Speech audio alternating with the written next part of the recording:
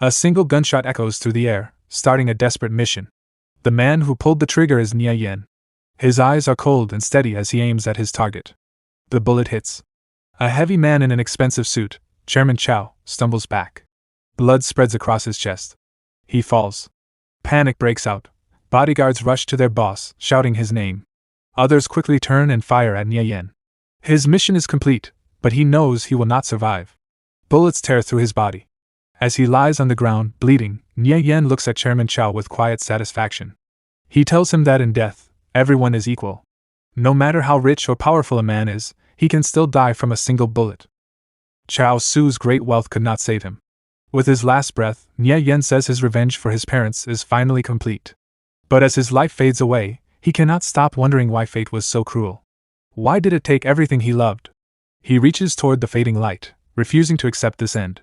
His spirit screams in defiance. He will not give up. His body seems to fall into endless darkness. Then, suddenly, a small light appears. An eye opens. Nie Yan's eyes snap open in shock. He is lying in a bed, not in a pool of blood. He is unharmed. He quickly sits up, his heart racing. He clearly remembers being shot by Cao Xu's bodyguards. So how is he alive? He looks around and freezes. This is his old, small apartment from his student days. Has he been sent back in time? A news report on the small TV catches his attention. It talks about the launch of a new virtual reality game called Conviction. The servers have just opened. His eyes widen. This confirms it. He really has returned to the past. He picks up a dusty photo frame and looks at a picture of himself and his parents. The memory is both sweet and painful. Back then, his parents traded special metals at the border. When the government later bought those metals at a high price, they made a huge profit. With that money, his father started a smelting company. Their family became rich almost overnight. They lived in luxury and had everything they wanted. But the good days did not last. When Nie Yan was 25, Cao Xu's Century Financial Group targeted his father's company. The friends his father trusted were bribed and turned against him. The business collapsed and went bankrupt. His father could not accept the failure and ended his life. His mother died soon after from heartbreak. Nie Yan was left alone. Looking at his reflection now, he admits that growing up rich had made him lazy. He wasted his youth. Only after losing everything did he choose to risk his life to take Cao Xu down with him. But now, he has been given a second chance. His eyes burn with determination as he clenches his fist. This time, he will not lose anything, and he knows exactly where to begin. The game Conviction was a holographic virtual reality game that would change the world. It attracted many powerful financial groups. It was also the foundation of Cao Xu's empire. The game quickly became humanity's second world. In his past life, Nie Yan was not just an ordinary player. He was a legendary level 180 great thief. He quickly grabs his phone and checks the date. It is July 25, 2025. Conviction has only been open for 7 days. A deep sense of relief fills his heart. It is not too late. He still has time. This is his perfect chance to rise again. He thinks carefully. At this early stage, the highest player on the leaderboard should only be around level 5. With all his memories and experience from the future, catching up will not be difficult. He remembers that his younger self still had some savings at this time. He checks his bank account. There is just enough money to buy a basic gaming helmet. His hand tightens into a fist. His knuckles turn white. He thinks of Cao Xu, the man who destroyed his family. A cold anger settles deep in his heart. With a clear goal in mind, he changes his clothes and leaves the apartment. This time, he will change everything. Later that night, the light in his small apartment remains on. Under the full moon, it shines like a silent promise. With the gaming helmet in his hands, he knows he is 7 days behind other players. But he is not worried. With his knowledge of the future, he will defeat every rival and stand at the very top of Conviction. Without hesitation, he puts on the helmet. He is ready to return to the world he once ruled. His awareness fades from the real world. A system window appears in front of him. He is entering Conviction. The first step is creating his character. A large world map appears in front of him, asking him to choose his starting country. The world of Conviction is divided into 3 main factions. The first is the lawful good righteous faction. It includes the Viridian Empire and the Citrine Empire. The Viridian Empire is a human nation ruled by a council of elders. It is home to classes like clerics, mages, and assassins. The Citrine Empire is a tribal alliance made up of proud dwarves, fierce orcs, and elegant elves. The second faction is the lawful evil dark faction. It is formed by demon and undead tribes ruled by powerful dictators. The third option is the neutral faction. It is for players who prefer a peaceful path and includes races like the giant tribes. Nie Yan does not hesitate. In his past life, he chose the Viridian Empire and played as a Gale thief. He spent years working hard on that character. He knows every skill and quest by heart. Choosing the same class again will help him use the knowledge from his rebirth. With confidence, he selects the Gale Thief class under the Viridian Empire. The system confirms his choice. Next, he moves to the naming screen. He types in his new name, Nirvana Flame. The name represents his rebirth from the ashes of his past life. The system confirms again. Character created, Nirvana Flame. He enters the game and appears in Cao City, the main city of the Viridian Empire. A familiar status window pops up in front of him. Level 1 Thief. 5 stat points available. A small smile appears on his face. The feeling is back. But this time, he knows exactly what to do. Without wasting time, he adds 3 points to strength and 2 points to agility. In his past life, he made mistakes when building his character and lost valuable time. He will not repeat that error. He looks around the busy city square. The teleport area is crowded with new players starting their adventures. Some players are already trying to sell items. One player is shouting loudly, trying to sell a common dagger for 2 copper coins, claiming it is much better than the starter weapon. Nie Yan smirked. He knew that same dagger was sold in a nearby town for just 1 copper coin. In his past life, he had foolishly fallen for that scam. But not this time. He remembered everything. Just then, another merchant caught his attention. A level 3 player named Silent Paladin was shouting, trying to sell a stealth skill book.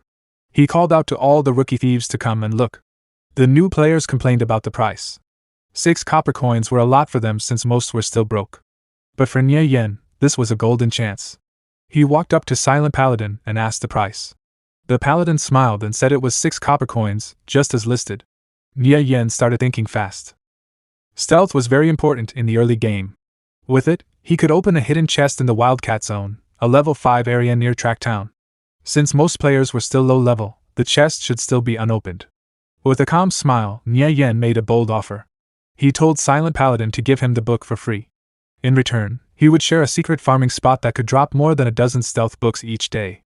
Silent Paladin became angry. Seeing that Nie Yan was only level 0, he thought he was just some crazy player trying to cheat him. He told Nie Yan to leave. But Nie Yan stayed calm and told him to wait.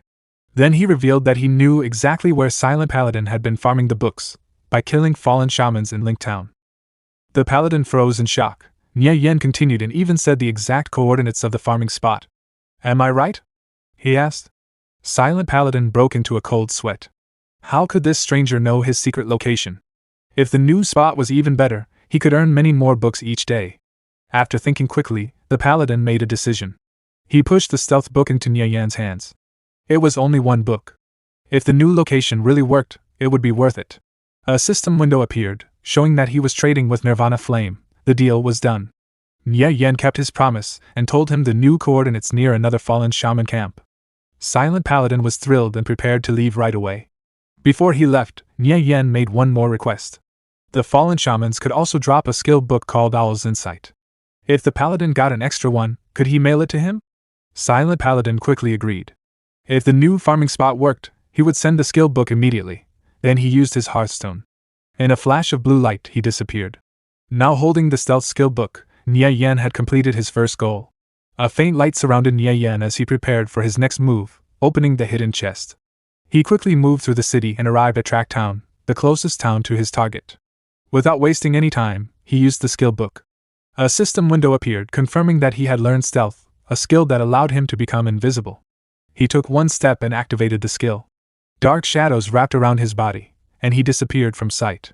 Like a ghost, he moved through the busy streets of Tracktown. Using his agility, he jumped over the town walls instead of going through the guarded gates.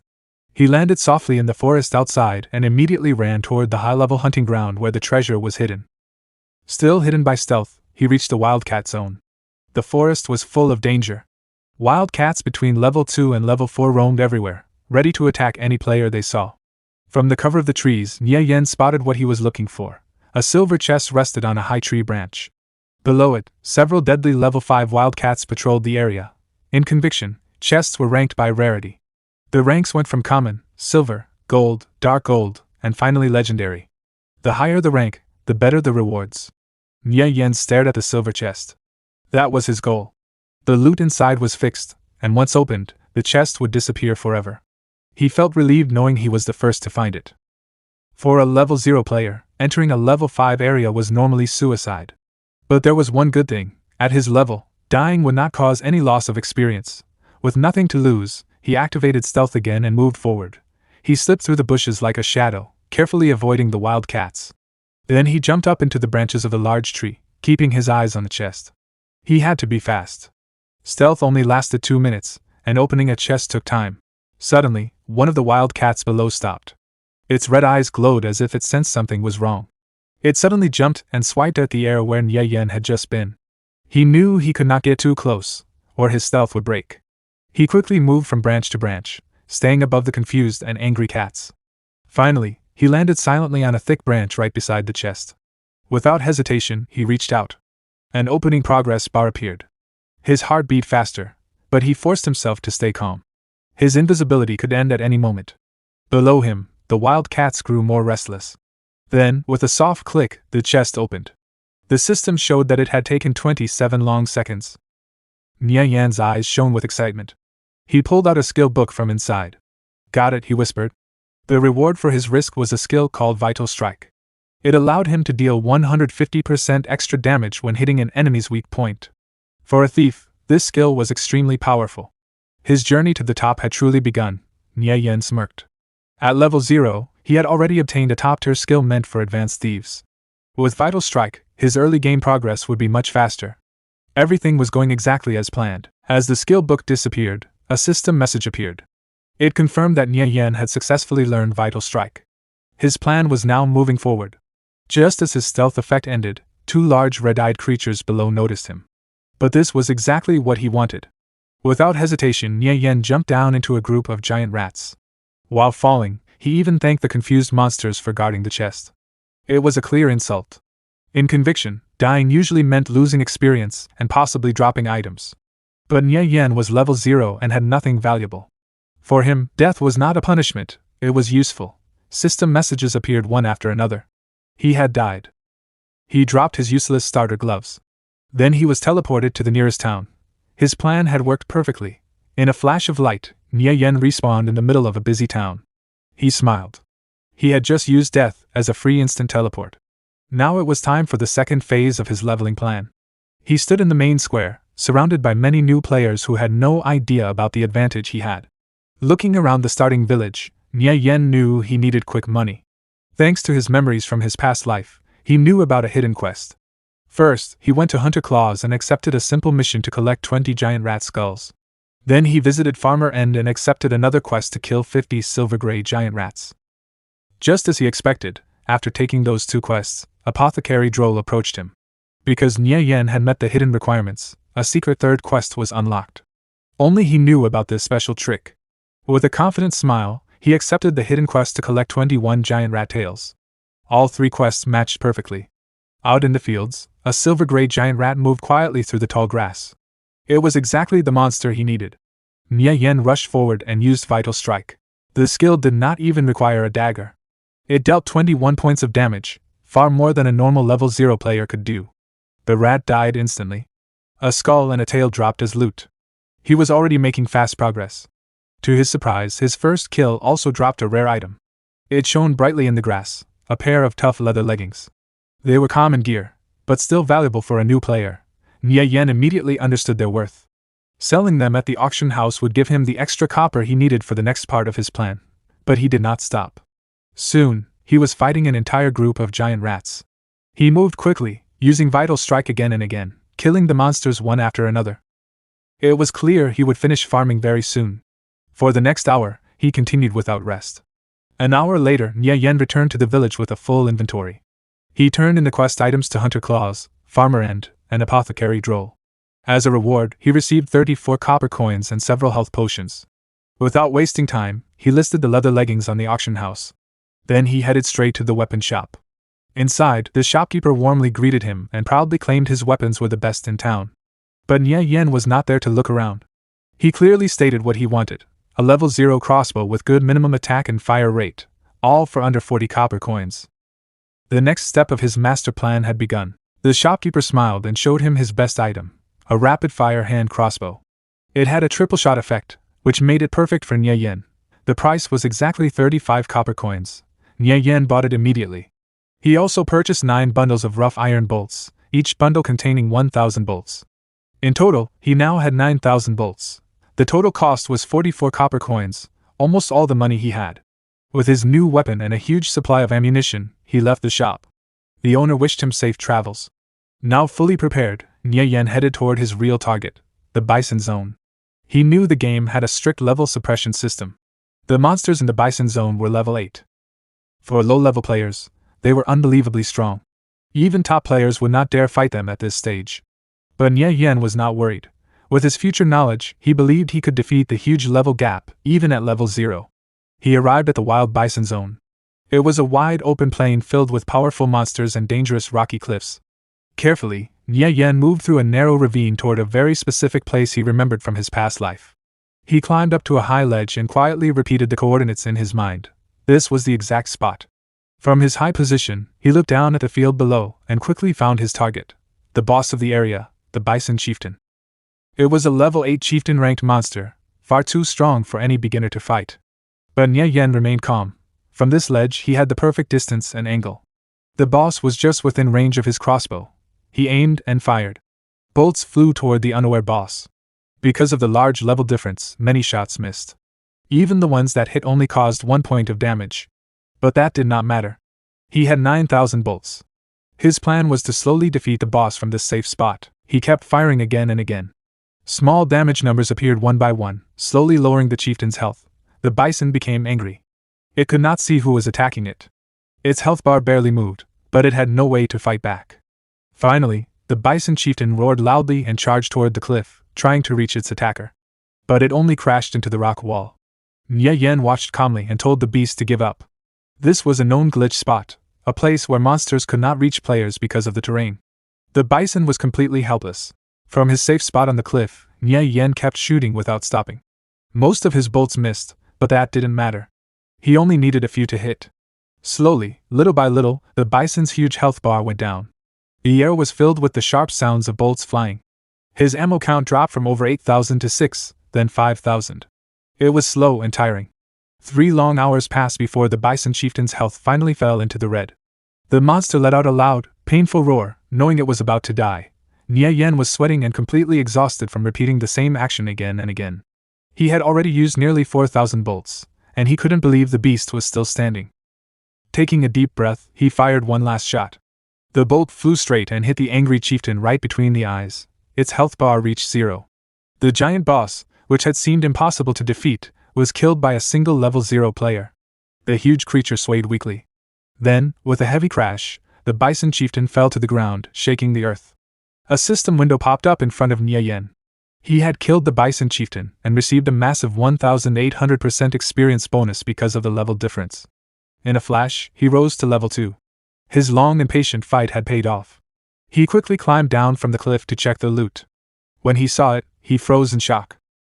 The boss had dropped a horned dagger, a bronze-grade weapon. At this early stage of the game, that was extremely rare. In Conviction, equipment ranks went from common to legendary. Elite monsters were very rare, and the chance of getting stat gear was less than 1 in 1,000.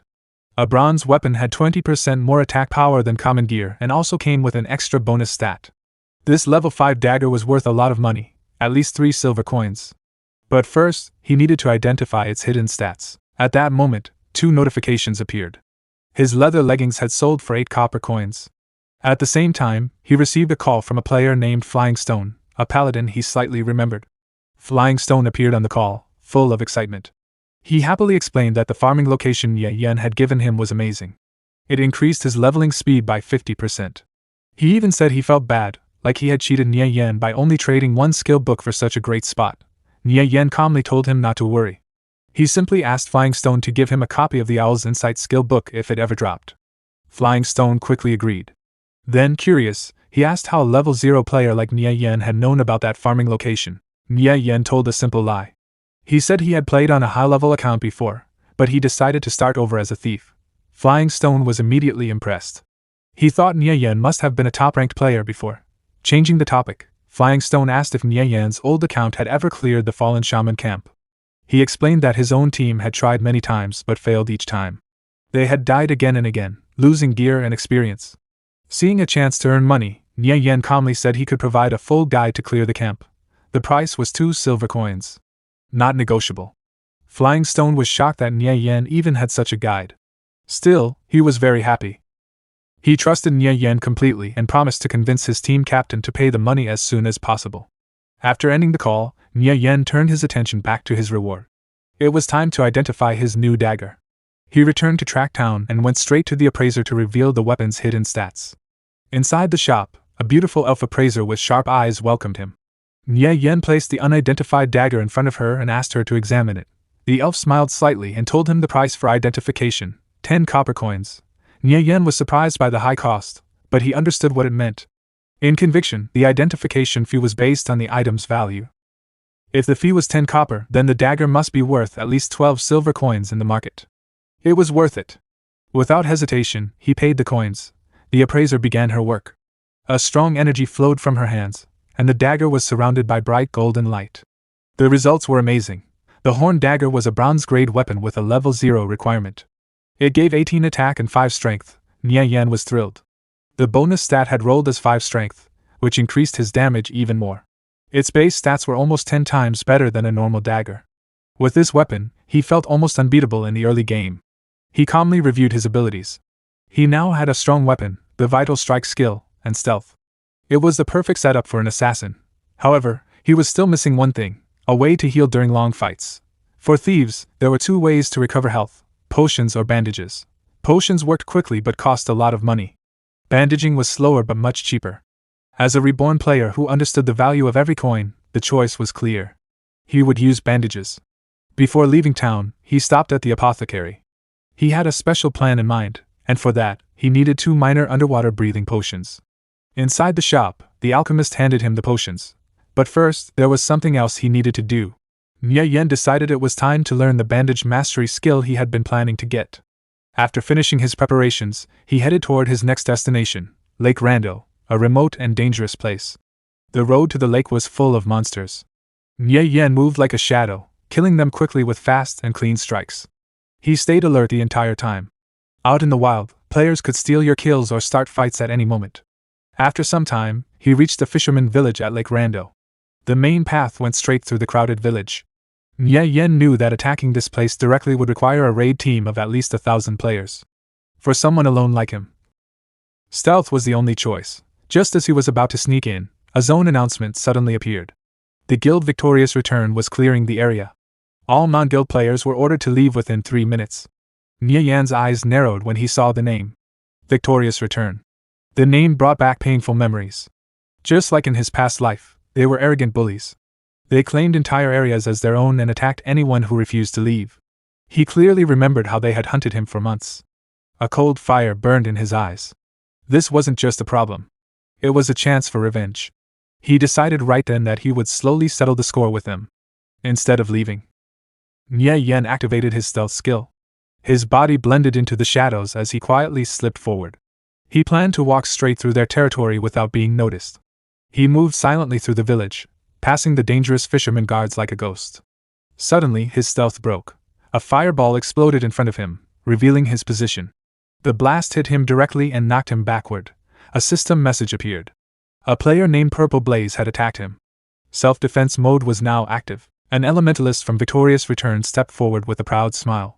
He mocked Nie Yan and told him to get lost. Seeing that Nie Yan was alone, the mage was confident he could handle him easily. Nie Yan quickly dodged another fire attack. His mind worked fast. Against a mage, he only had 2 choices: close the distance and attack, or run away. But running was not his style. He knew the mage's pyroblast spell needed 2 seconds to cast. That was more than enough time for a thief. Nie Yan rushed forward, catching the mage off guard. Before the spell could finish, he was already in front of him. He drove his dagger hard into the mage's chest, cutting away a large part of his health bar. The mage shouted in anger. He screamed that this area belonged to Victorious Return and that Nie Yan must have a death wish. To keep Nie Yan away, the mage cast another spell, Ring of Fire. Flames spun around him in a burning circle. Nie Yan was caught in the fire, and his health quickly started dropping from the intense heat, but he was ready. Without hesitation, he drank a minor recovery potion. His health instantly restored by a large amount. This was the moment Nie Yan had been waiting for. The mage was shocked. He thought Nie Yan would run away. Instead, Nie Yan pushed through the flames and struck him again with a clean hit. The mage screamed in panic, but it was already too late. Nie Yan had broken through his defense and was ready to finish him. While watching Nie Yan burn in the fire, the mage quickly checked their health. He guessed the thief must be almost dead. He himself only had 51 HP left. It was now a race against time. If he could cast one more fireball, he would win. Purple Blaze shouted angrily, saying this was the price for challenging the victorious Return Guild. But his attack was rushed and sloppy. Nie Yan easily stepped to the side and avoided it. At that moment, Nie Yan's dagger began to glow with a dark red light. He moved forward and used his skill, Vital Strike. The blade stabbed deep into the mage's body. Purple Blaze stared in disbelief as his body slowly began to break apart into pixels. He could not understand how a level 2 thief had survived his powerful spells. Nie Yan gave him a small smile.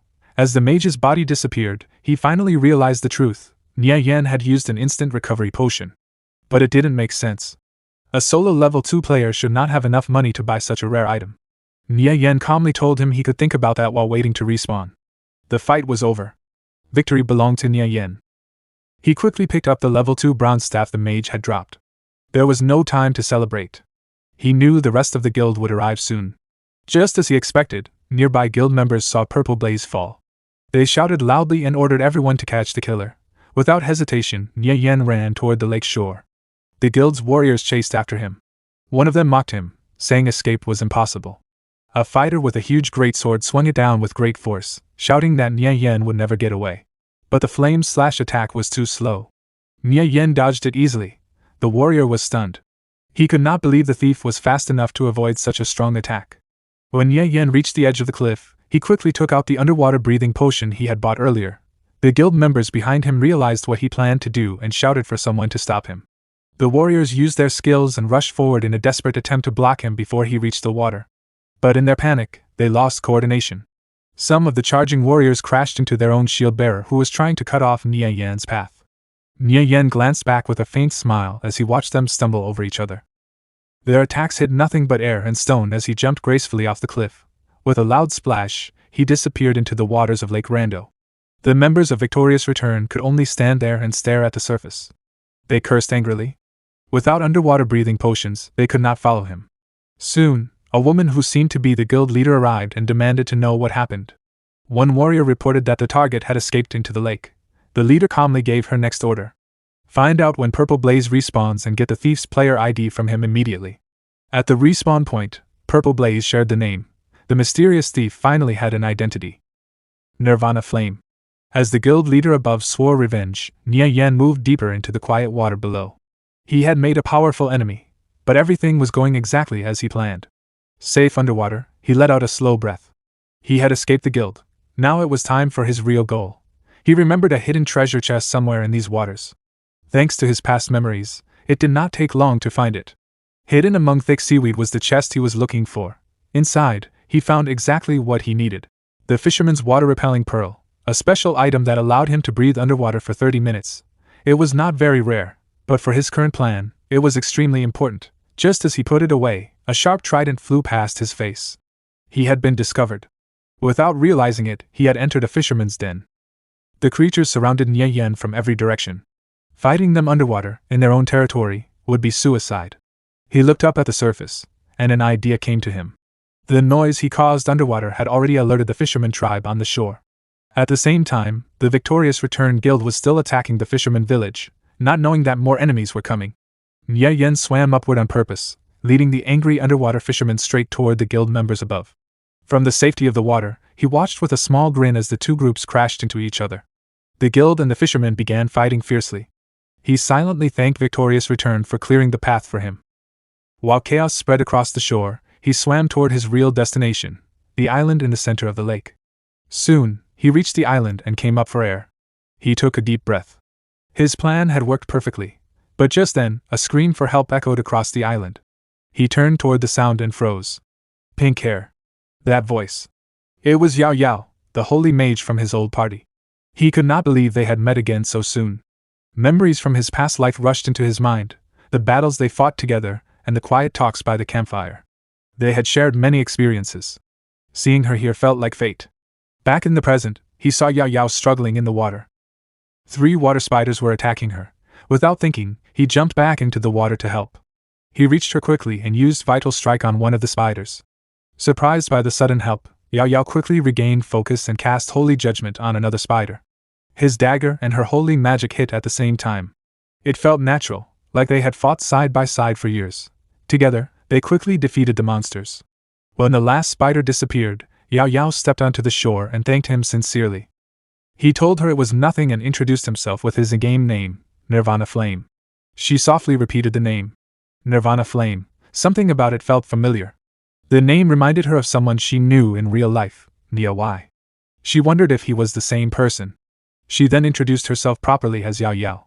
A friend request from Nirvana Flame appeared in front of her. She smiled and said that since he saved her, they should add each other so she could repay him someday. He accepted.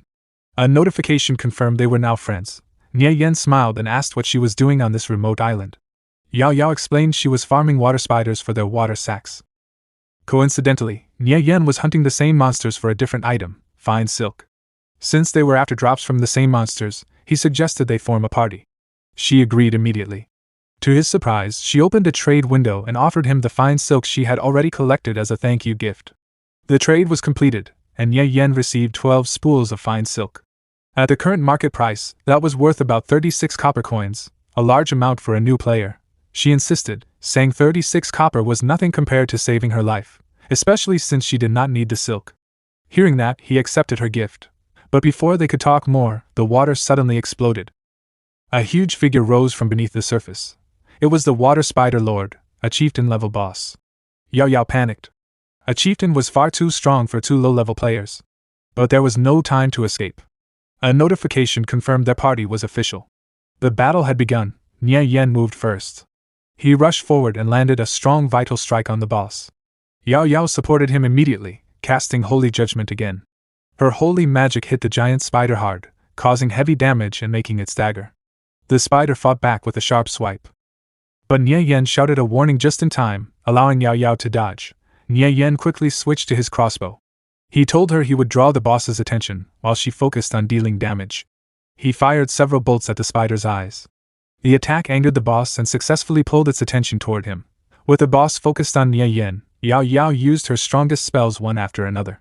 A bright beam of holy light struck the Water Spider Lord, landing a critical hit. The combined attacks were too much. The powerful chieftain collapsed and slowly sank back into the water. The lake became quiet again. Yao Yao stood still, shocked. She could not understand it. Fighting with him felt so natural. They had defeated a chieftain as if it were just an ordinary monster. Their teamwork was perfect, like they had always been partners. Nie Yan noticed her thoughtful expression and casually asked what she was thinking about. Startled, she quickly said it was nothing. She then smiled and praised his amazing skills. She asked why someone so strong was playing alone. He simply replied that he was used to being solo. Hearing that gave her an idea. With a hopeful smile, she said her group was preparing to raid the Trent Forest and invited him to join them. He asked her directly how many shield warriors her team has, and more importantly, how much defense and HP they have. This might sound like normal game talk, but for Nie Yan it is very important. He knows that the Trent Forest is not an easy dungeon. It is a level 3 instance with a sub-elite boss called the Trent King. Yao Yao tries to help and tells him that their team has 2 shield warriors. Each one has 53 defense and 230 HP. To most players, that sounds good enough. But for Nie Yan it is not. He quickly calculates the numbers in his head and realizes they are in serious danger. He explains that the Trent King has a 2% chance to deal a critical hit. If the tanks do not have at least 60 defense, a single critical hit will kill them instantly.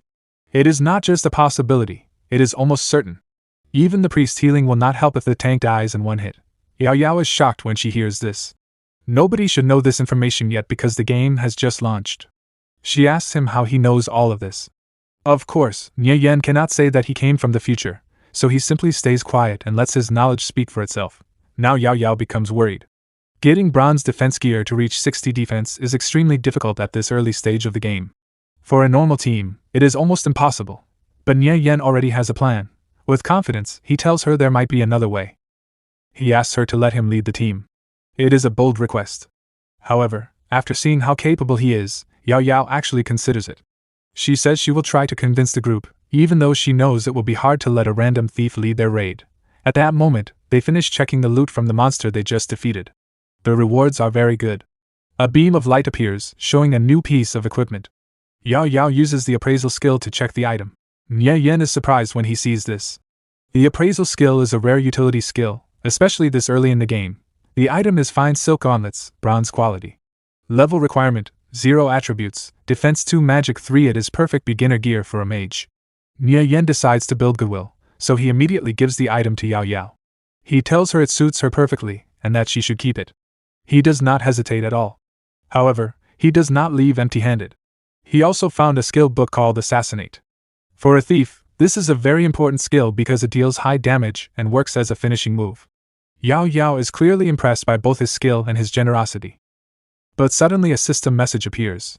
The game will close in 3 minutes. It is time for the server shutdown. They say goodbye and promise to meet again next time before logging out in a flash of digital light. Then the scene moves to the real world. Nie Yan wakes up in his bed, still holding his VR helmet. It is the morning of the second day since his rebirth. He takes a deep breath and realizes something important. In the game, he is becoming strong. But in real life, his body is still weak. He looks at his thin arms and realizes he has been neglecting his health. Then he thinks about Cao Xu, the man who destroyed his life in the previous timeline. Cao Xu is a powerful financial tycoon with bodyguards and real-world influence. If Nie Yan wants to survive what is coming, he can not only be strong in the game. He must also become strong in real life. He clenches his fist and decides to start exercising right away. He will no longer stay weak and helpless. So he leaves his house, but something unexpected happens. A large truck suddenly comes speeding down the street. The tires screech loudly as it rushes past. Nie Yan loses his balance and falls. Just then, a girl quickly runs toward him to help. It is her. Yao Yao, whose real name is Yao Yao. She is wearing a white dress and looks worried. She asks if he is okay and checks to see if he is hurt.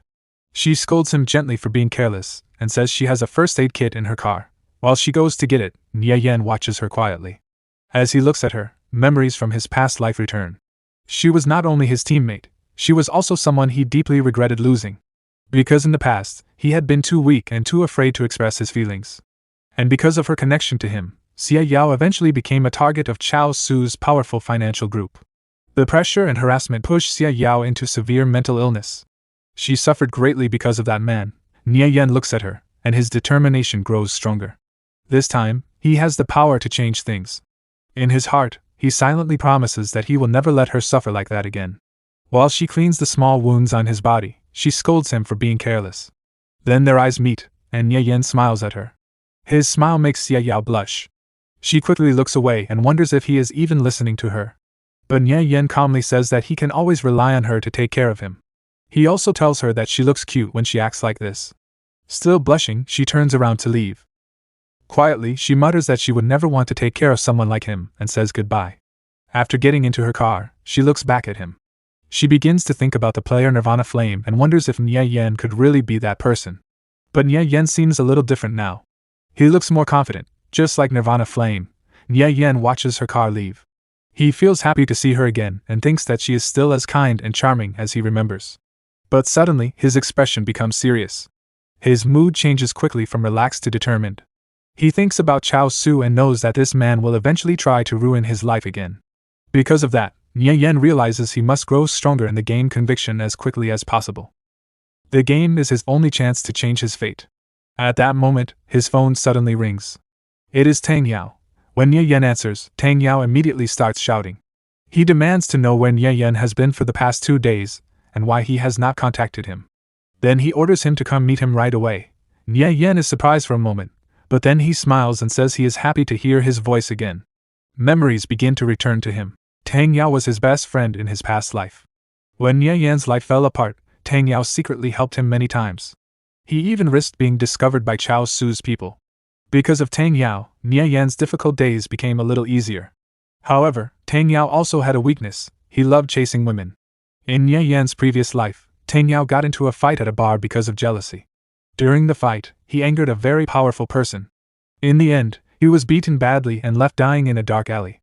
In this life, Nie Yan refuses to let that tragedy happen again. Soon, they meet on the street.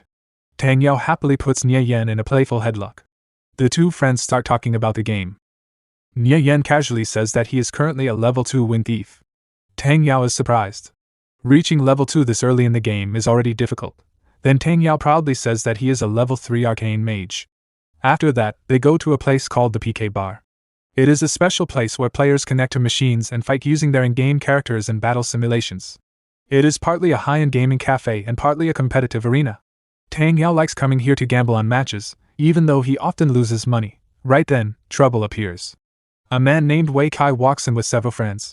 He looks stylish but also arrogant. As soon as he sees Tang Yao, he starts mocking him, asking if he came to lose more money again. Tang Yao is clearly annoyed, but he also enjoys the challenge. Then Wei Kai notices Nie Yan and sneers. He asks if the beating from last time was not enough. It seems that Nie Yan had also been bullied here before. Wei Kai continues laughing and insulting them. Tang Yao quickly says that as long as he is there, Nie Yan will be safe and no one will dare to touch him. But Nie Yan remains calm. Very calm. Even Wei Kai notices something strange. Nie Yan does not look scared like before. Instead, he seems confident, as if he has suddenly become much braver. Soon, Tang Yao enters one of the simulator pods to fight Wei Kai. He bets 200 credits for each round. The match information appears on the big screen. Tang Yao, level 3 arcane mage; Wei Kai, level 3 berserker. Nie Yan immediately analyzes the situation. The berserker has a charge skill, while the arcane mage specializes in long-range attacks and control magic. However, the battlefield is a flat and open area. Because there are no obstacles or terrain to hide behind, the berserker can quickly rush forward and attack the mage at close range. After observing the map, Nie Yan already understands the result. Tang Yao will probably lose this round. Just then, one of Wei Kai's friends speaks to Nie Yan. He says that Tang Yao is about to lose and asks if Nie Yan wants to fight a few rounds instead. Nie Yan looks at him calmly and confidently. He says they will play only one round, and only if the bet is worth it. The man becomes annoyed by his attitude. With arrogance, he raises the bet to 700 credits for a single match, saying he will teach Nie Yan a lesson. He is already sure that winning will be easy. The crowd turns their attention to the screen as the new match appears. Nie Yan, level 2 wind thief Shifeng, level 2 ranger. On paper, the ranger has the advantage. Rangers usually have an advantage against thieves. They have high perception and strong long-range attacks, which can reveal a thief's stealth and stop them before they get close. Because of this, Shifeng is confident that he will win easily. The simulation begins, and the randomly chosen map appears, Bamboo Forest. Shifeng spawns into the map. For a brief moment, both players see each other. But Nie Yan immediately uses his stealth skill and disappears. Shifeng understands this ability. He quickly realizes that the situation is not good for him. The bamboo forest is thick and full of tall bamboo, shadows, and hiding spots. It is perfect terrain for a thief. He watches as Nie Yan seems to vanish completely. Shifeng starts to panic. He activates his abilities and begins searching everywhere. He runs through the bamboo forest, looking in every direction, but he cannot find Nie Yan anywhere. Even though he thought he would win easily, his opponent has completely disappeared. At that moment, Nie Yan silently notices Shifeng above him. His mind stays calm and focused. With 10 years of experience as a thief, hiding his presence has become natural for him. In a single moment, Nie Yan suddenly appears behind Shifeng. Shifeng feels that something is wrong, but it is already too late. This is not a normal fight. It is an execution. Nie Yan's dagger glows with deadly energy as he attacks. A damage number appears on the screen. 40 damage. Shifeng's health drops from 110 HP to 70 HP with just one attack. Shifeng quickly turns around in panic, trying to fight back. He cannot understand when Nie Yan got behind him. But the battle is already over. As Shifeng's attack comes close to Nie Yan's face, Nie Yan calmly says that it is finished. The screen suddenly flashes the words Vital Strike. 70 damage. Shifeng's character falls to the ground immediately. The match ends in an instant. The atmosphere in the gaming lounge changes from relaxed to complete shock in just a second. A huge KO sign appears on the screen. The spectators stare at the screen with their mouths open. One person is sweating and stammering, unable to believe that Shifeng lost so quickly. They can't understand what just happened. Shifeng was supposed to be a decent player. He was a ranger, which means he had a range advantage. Yet he was defeated instantly. Meanwhile, Nie Yan sits calmly inside his gaming pod. He looks like he just finished a simple task, not a serious duel. His expression is relaxed. In his mind, he simply thinks that fighting a level 2 beginner ranger is unfair for the opponent. He is not bragging. To him, it was just routine. On the other side, Shifeng sits in his pod, sweating heavily. His eyes are wide with shock. He keeps thinking about what happened. In his mind, he replays the moment again and again. Just a few quick movements from Nie Yan hit his vital points and ended the fight in a single strike. It shows how precise Nie Yan's skills are. In the past, when Wei Kai steps out of his pod and removes his VR headset smoothly, the people around begin whispering. They wonder when this person became so decisive. They ask themselves if this is really the same Nie Yan who used to be quiet and timid, the one who always swallowed his anger. Now they see a completely different person. The old Nie Yan is gone. At that moment, Tang Yao, his best friend, walks over. He tries to look calm, but it's obvious he is impressed. Nie Yan asks how Tang Yao's match went, even though he already knows the answer. Tang Yao sighs and admits he lost 2 rounds and is now down 1,200 credits. For students, that is a lot of money. He explains that his opponent, Wei Kai, learned a skill called Berserker's anti-magic aura. The Berserker's body glows with red energy that weakens magic attacks. Tang Yao is frustrated because this skill directly counters his arcane mage class. He believes the fight was impossible to win. However, Nie Yan shakes his head and calmly explains that the anti-magic aura only reduces a small amount of spell damage. It is not as powerful as people think. He tells Tang Yao that as long as the spell timing is correct, defeating a berserker is not that difficult. This is advice from experience. Tang Yao suddenly realizes his mistake.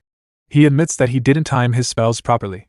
All his spells went on cooldown, and the berserker rushed forward and defeated him. Tang Yao then looks at Nie Yan with curiosity. He wonders where Nie Yan learned all this knowledge. Nie Yan only smiles and shows the money he just won.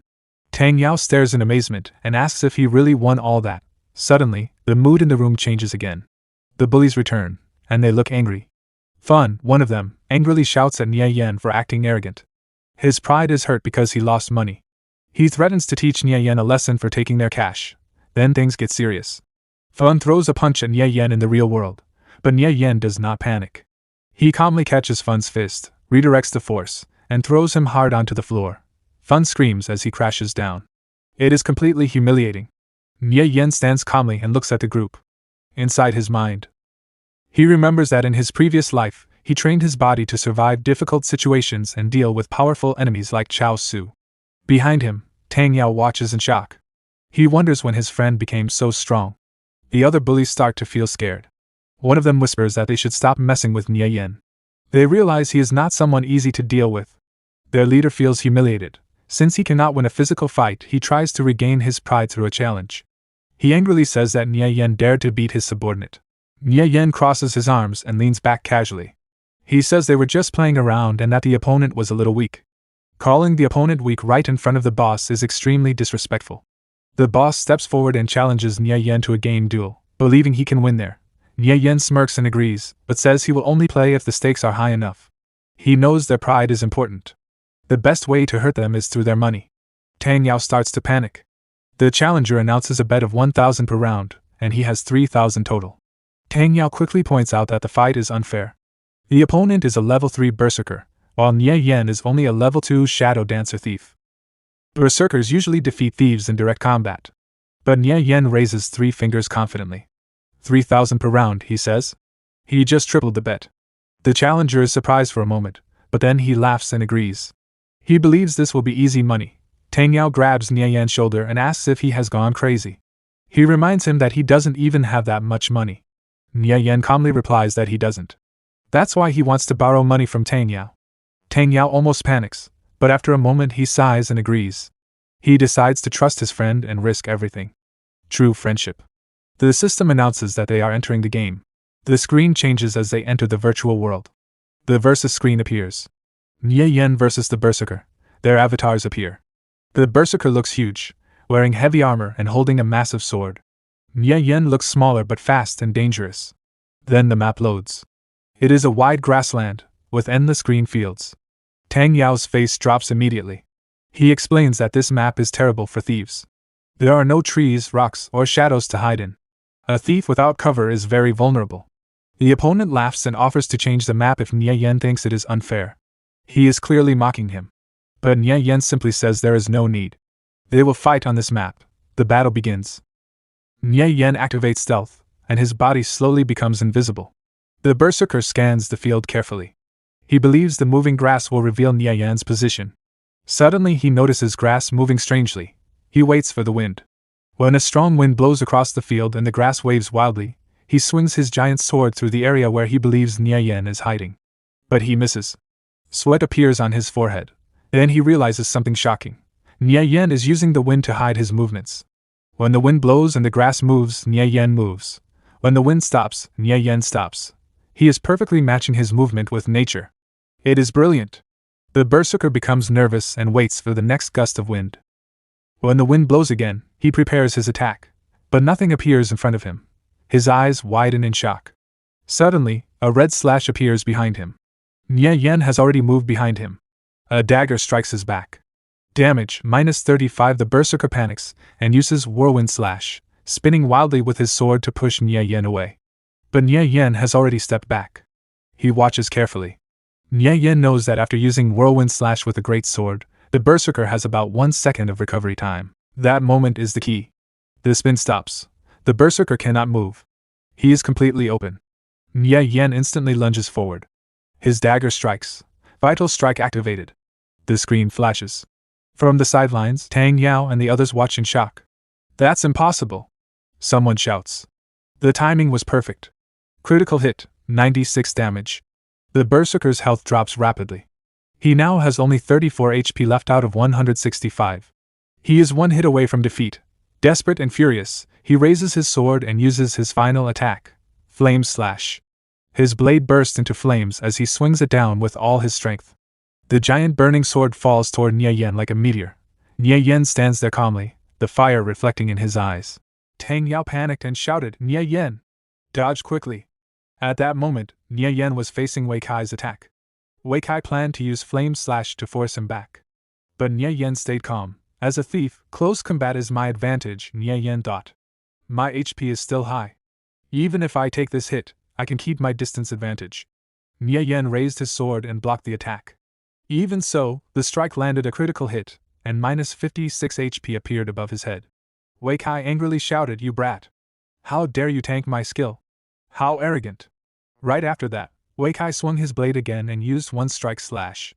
A wave of energy shot toward Nie Yan. At the same time, Wei Kai quickly jumped forward, following the attack to strike again. Tang Yao became even more nervous. Oh no! Charge has a brief stun effect. If he gets hit, Nie Yan is finished.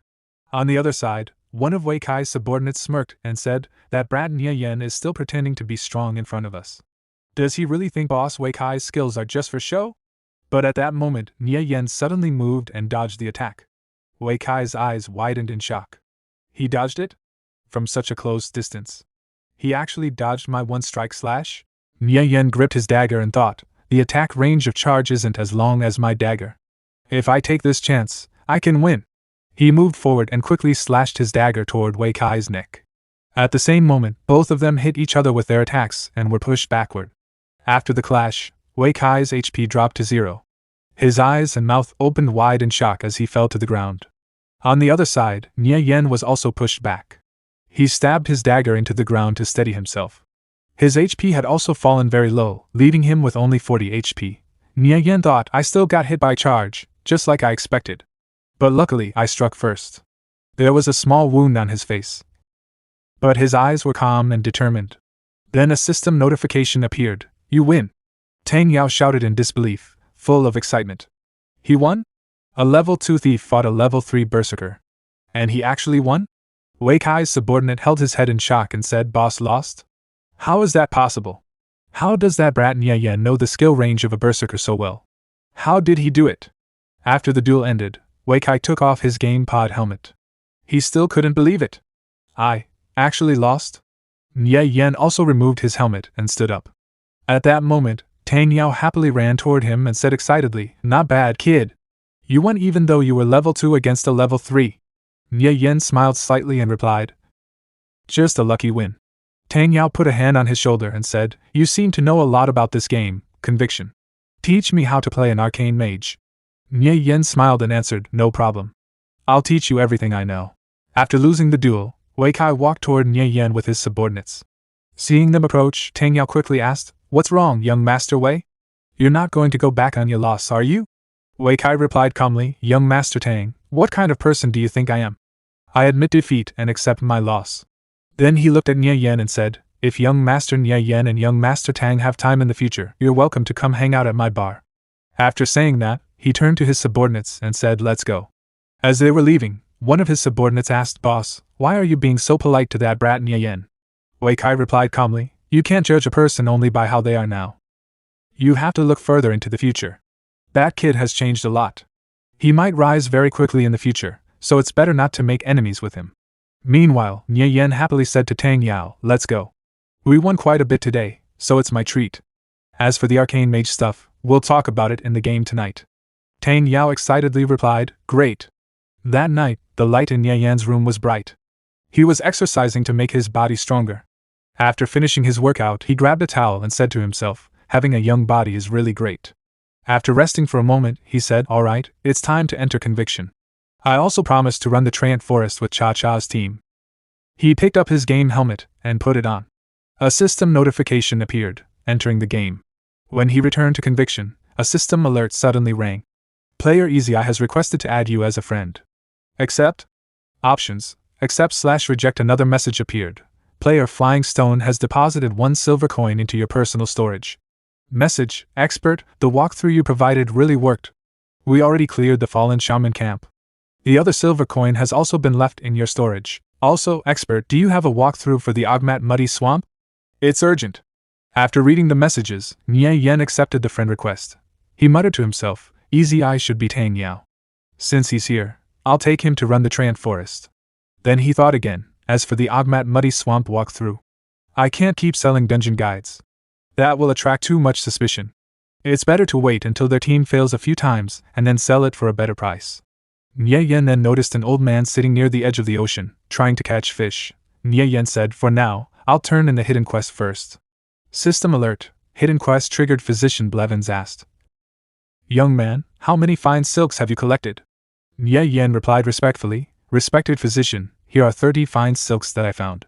Physician Blevins smiled and said, Young man, thank you for your generosity. To show my gratitude, please accept these 30 pieces of silk. I have also decided to teach you a skill.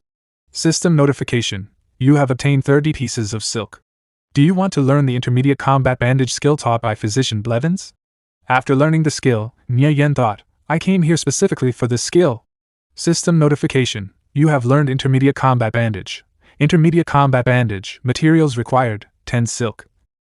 Restores 20 HP. Skill lasts 10 seconds, can be interrupted after 3 seconds, can be used on teammates' hidden quest. Physician Blevins commission, 20% complete. After gaining the skill, Nie Yan muttered, I already turned in the fine silk. The quest should be complete. Why is it only 20%? He thought for a moment. Could this be a chain quest? Physician Blevins smiled and said, Young man, 30 fine silks are far from enough. I still need more. Can you help me find them? Nie Yan replied, At your service. He thought to himself, it really is a chain quest. At that moment, the system rang again. After answering the call, a voice shouted, Nirvana Flame. We're already gathered. Come over quickly. It was Yao Yao. Nie Yan replied, Alright, I'll be there soon. Then he thought to himself, if I want to act like an expert while running the Treant Forest with Cha Cha's team, everything has to match the image. First, I need to farm the Feather Fall Jewel that drops in the Treant Forest. Meanwhile, at the Tracktown teleportation point, Flying Stone was waiting for Nie Yan. He muttered impatiently, That kid Nie Yan said he would carry me through a dungeon. Where is he? Suddenly, a voice came from behind him. Yo, you're here? Flying Stone turned around and saw Nie Yan. Nie Yan smiled and said, Let's go. I'll take you to farm the Treant King today. Flying Stone smiled after seeing Nie Yan. Flying Stone was surprised when he saw Cha Cha and her teammates arrive in front of him. Cha Cha raised her hand and happily called out, Nirvana Flame, over here.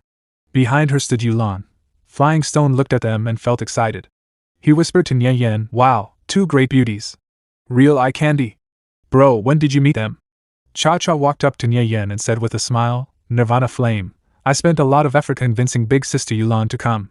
You absolutely cannot make us lose face in front of everyone. One of Cha Cha's teammates, Chen Bo, a wind thief, gritted his teeth. It looked like he didn't want to team up with Nie Yan. Then Yulan stepped forward and greeted him politely. Hello, Nirvana Flame. You're the wind thief Cha Cha mentioned. the one who can lead us through the Treant Forest, right? She looked at him carefully and thought, this guy looks very steady. His behavior is calm and relaxed. He really does have some traits of an expert. Nie Yan nodded and replied yes. I'm 100% confident that we can clear the Treant Forest. Then he added seriously, but let's make one thing clear first. I will be the team captain, and everyone must follow my arrangements. After hearing that, the other teammates looked at each other in confusion, though they didn't say anything. However, Chenbo, the wind thief, became angry and spoke up. Why should we listen to you? He said angrily. What if you don't know what you're doing and cause our whole team to get wiped out? Yulan looked at Chenbo and said, this is what we agreed upon beforehand. What kind of stunt are you pulling now? Chenbo was shocked and replied, Yulan, why are you speaking up for an outsider? Yulan then turned to Nirvana Flame and said humbly, I'm sorry. I apologize to you on his behalf. You can create a team. I'll have everyone join. Nirvana Flame calmly responded, in that case, while I'm leading the team, you must absolutely obey my commands. If anyone is dissatisfied, you can settle it with me afterward. If you're unwilling, you can leave at any time. But if anyone plays tricks while we're teamed up, or causes a team wipe, don't blame me for being ruthless. After saying that, he used the system to create a team and invited all the players. Notifications appeared one after another. Player Yulan has joined your team. Player Cha Cha has joined your team. Player Bai Zi has joined your team. Player Mineral Water has joined your team. Yulan calmly announced, from now on, Captain Nirvana Flame's orders are my orders. If anyone tries to play tricks behind our backs, they will no longer have a place in my team in the future. Hearing this, Chenbo also joined the team. After that, Nirvana Flame said, our goal is the same, to clear the Treant Forest dungeon. Aside from Bai Zi and me, you're all on the same side. Even if you don't like me, there's no need to make things difficult for your teammates and risk a team wipe. If any mistakes occur due to my improper commands, I'm willing to compensate you with 10 silver coins. Cha Cha was shocked to hear that, and even Boiled Water was stunned. He asked in disbelief, 10 silver coins. After hearing this, Yulan turned to Cha Cha and asked, where did you find this guy? He's confident and bold. Maybe he really can lead us to clear the Treant Forest. Cha Cha smiled and replied, Big Sister Yulan, I told you earlier, Nirvana Flame can do it. Nirvana Flame continued speaking, alright, starting now, everyone report your name and stats. Let's begin with the Shield Warriors. One of the players stepped forward and introduced himself. I'm Boiled Water, a Shield Warrior. Defense, 62, HP, 230, Attack, 27. I'm the team's main tank. Another player followed. I'm Boiling Water Dumplings, just call me Dumplings. I'm also a Shield Warrior. Defense, 51, HP, 160, Attack, 28. The third player introduced himself. My name is Blazing Flame. I'm a Fire Mage. Magic damage, 32. Another player introduced himself as Pumpkin. After hearing everyone's introductions, Nirvana Flame said, Boiled Water, go buy a haste potion. Pumpkin, go buy a strength potion. Hearing this, Boiled Water was shocked. He asked nervously, potions? Those things cost dozens of copper coins each. Isn't that a bit too expensive? Pumpkin also added, even if we clear the Treant Forest, it's hard to say whether we'll make our money back. Chenbo, the wind thief, narrowed his eyes and said, I thought this guy actually had some real skills. Buying so many potions? Even if I were the leader, I couldn't clear the Treant Forest like this. Flying Stone smirked and replied, you talk a lot of nonsense. Could it be you don't have the money to buy potions? If you're broke, I can lend you some. Chenbo angrily shouted, you brat, what did you say? Flying Stone smiled and replied, I'm talking about you, poor bastard. Cha Cha then nervously asked Nirvana Flame, do we really need this many potions to clear the Treant Forest on normal difficulty? We won't be able to make the money back. Nirvana Flame smiled and said, you'll understand when the time comes. Having them buy potions is definitely not a waste of money. He thought to himself, what I want to clear isn't normal difficulty, but the highest difficulty, expert grade. Yulan then ordered Boiled Water, Pumpkin, please buy the potions as instructed. Pumpkin replied, alright. After everyone finished buying the potions, Nirvana Flame said, good. Since everyone is here, let's head out. They soon arrived at the Treant Forest. In front of them stood a massive stone, with air currents swirling around it. Nirvana Flame turned to the group and said, wait here for a moment. I'll go open the dungeon. He stepped forward and placed his hand on the giant stone. Ancient text was carved into its surface. Those who pass through the forest absorb the dew of the first rays of sunlight. The shepherd's whistle drifts through the woods. Awaken from ancient years, slumbering souls of the trees. A message from the Greenleaf Elder Scout echoed in his mind. Traces of dark elves had appeared in the forest. Nirvana Flame muttered to himself, these dark elves. Why won't they just stop? At that moment, a system screen appeared. Please select the difficulty to enter the Treant Forest dungeon. Without hesitation, Nirvana Flame chose Expert. A notification followed. Treant Forest, you have entered the dungeon. Difficulty, Expert grade. In an instant, the entire team was teleported into the dungeon. Pumpkin was shocked and asked, "What's going on? Expert grade? Captain Nirvana Flame, you chose the wrong one, right?" Boiling Water Dumplings added in disbelief, "Yeah. Expert difficulty? How can we possibly clear it?" Yulan placed her hand on her chin and thought nervously. Someone like him wouldn't make such a rookie mistake. Could it be he planned to conquer expert difficulty from the very beginning?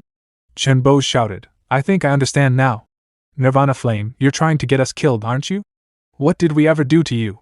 You insist on choosing expert difficulty just to cause a team wipe and make us lose experience." Nirvana Flame calmly replied, "Since I brought you in, I naturally have a way to bring you out. If you're dissatisfied, you can leave the team." Chenbo angrily said you. Before he could continue, Cha interrupted, "Chenbo, Nirvana Flame is a friend I invited. If you have a problem with me, say it directly. There's no need to keep targeting him." Chenbo was taken aback and quickly turned to her. "That's not it, Cha. I don't have a problem with you." However, he thought angrily, I didn't expect Yao to actually defend an outsider. That damn guy.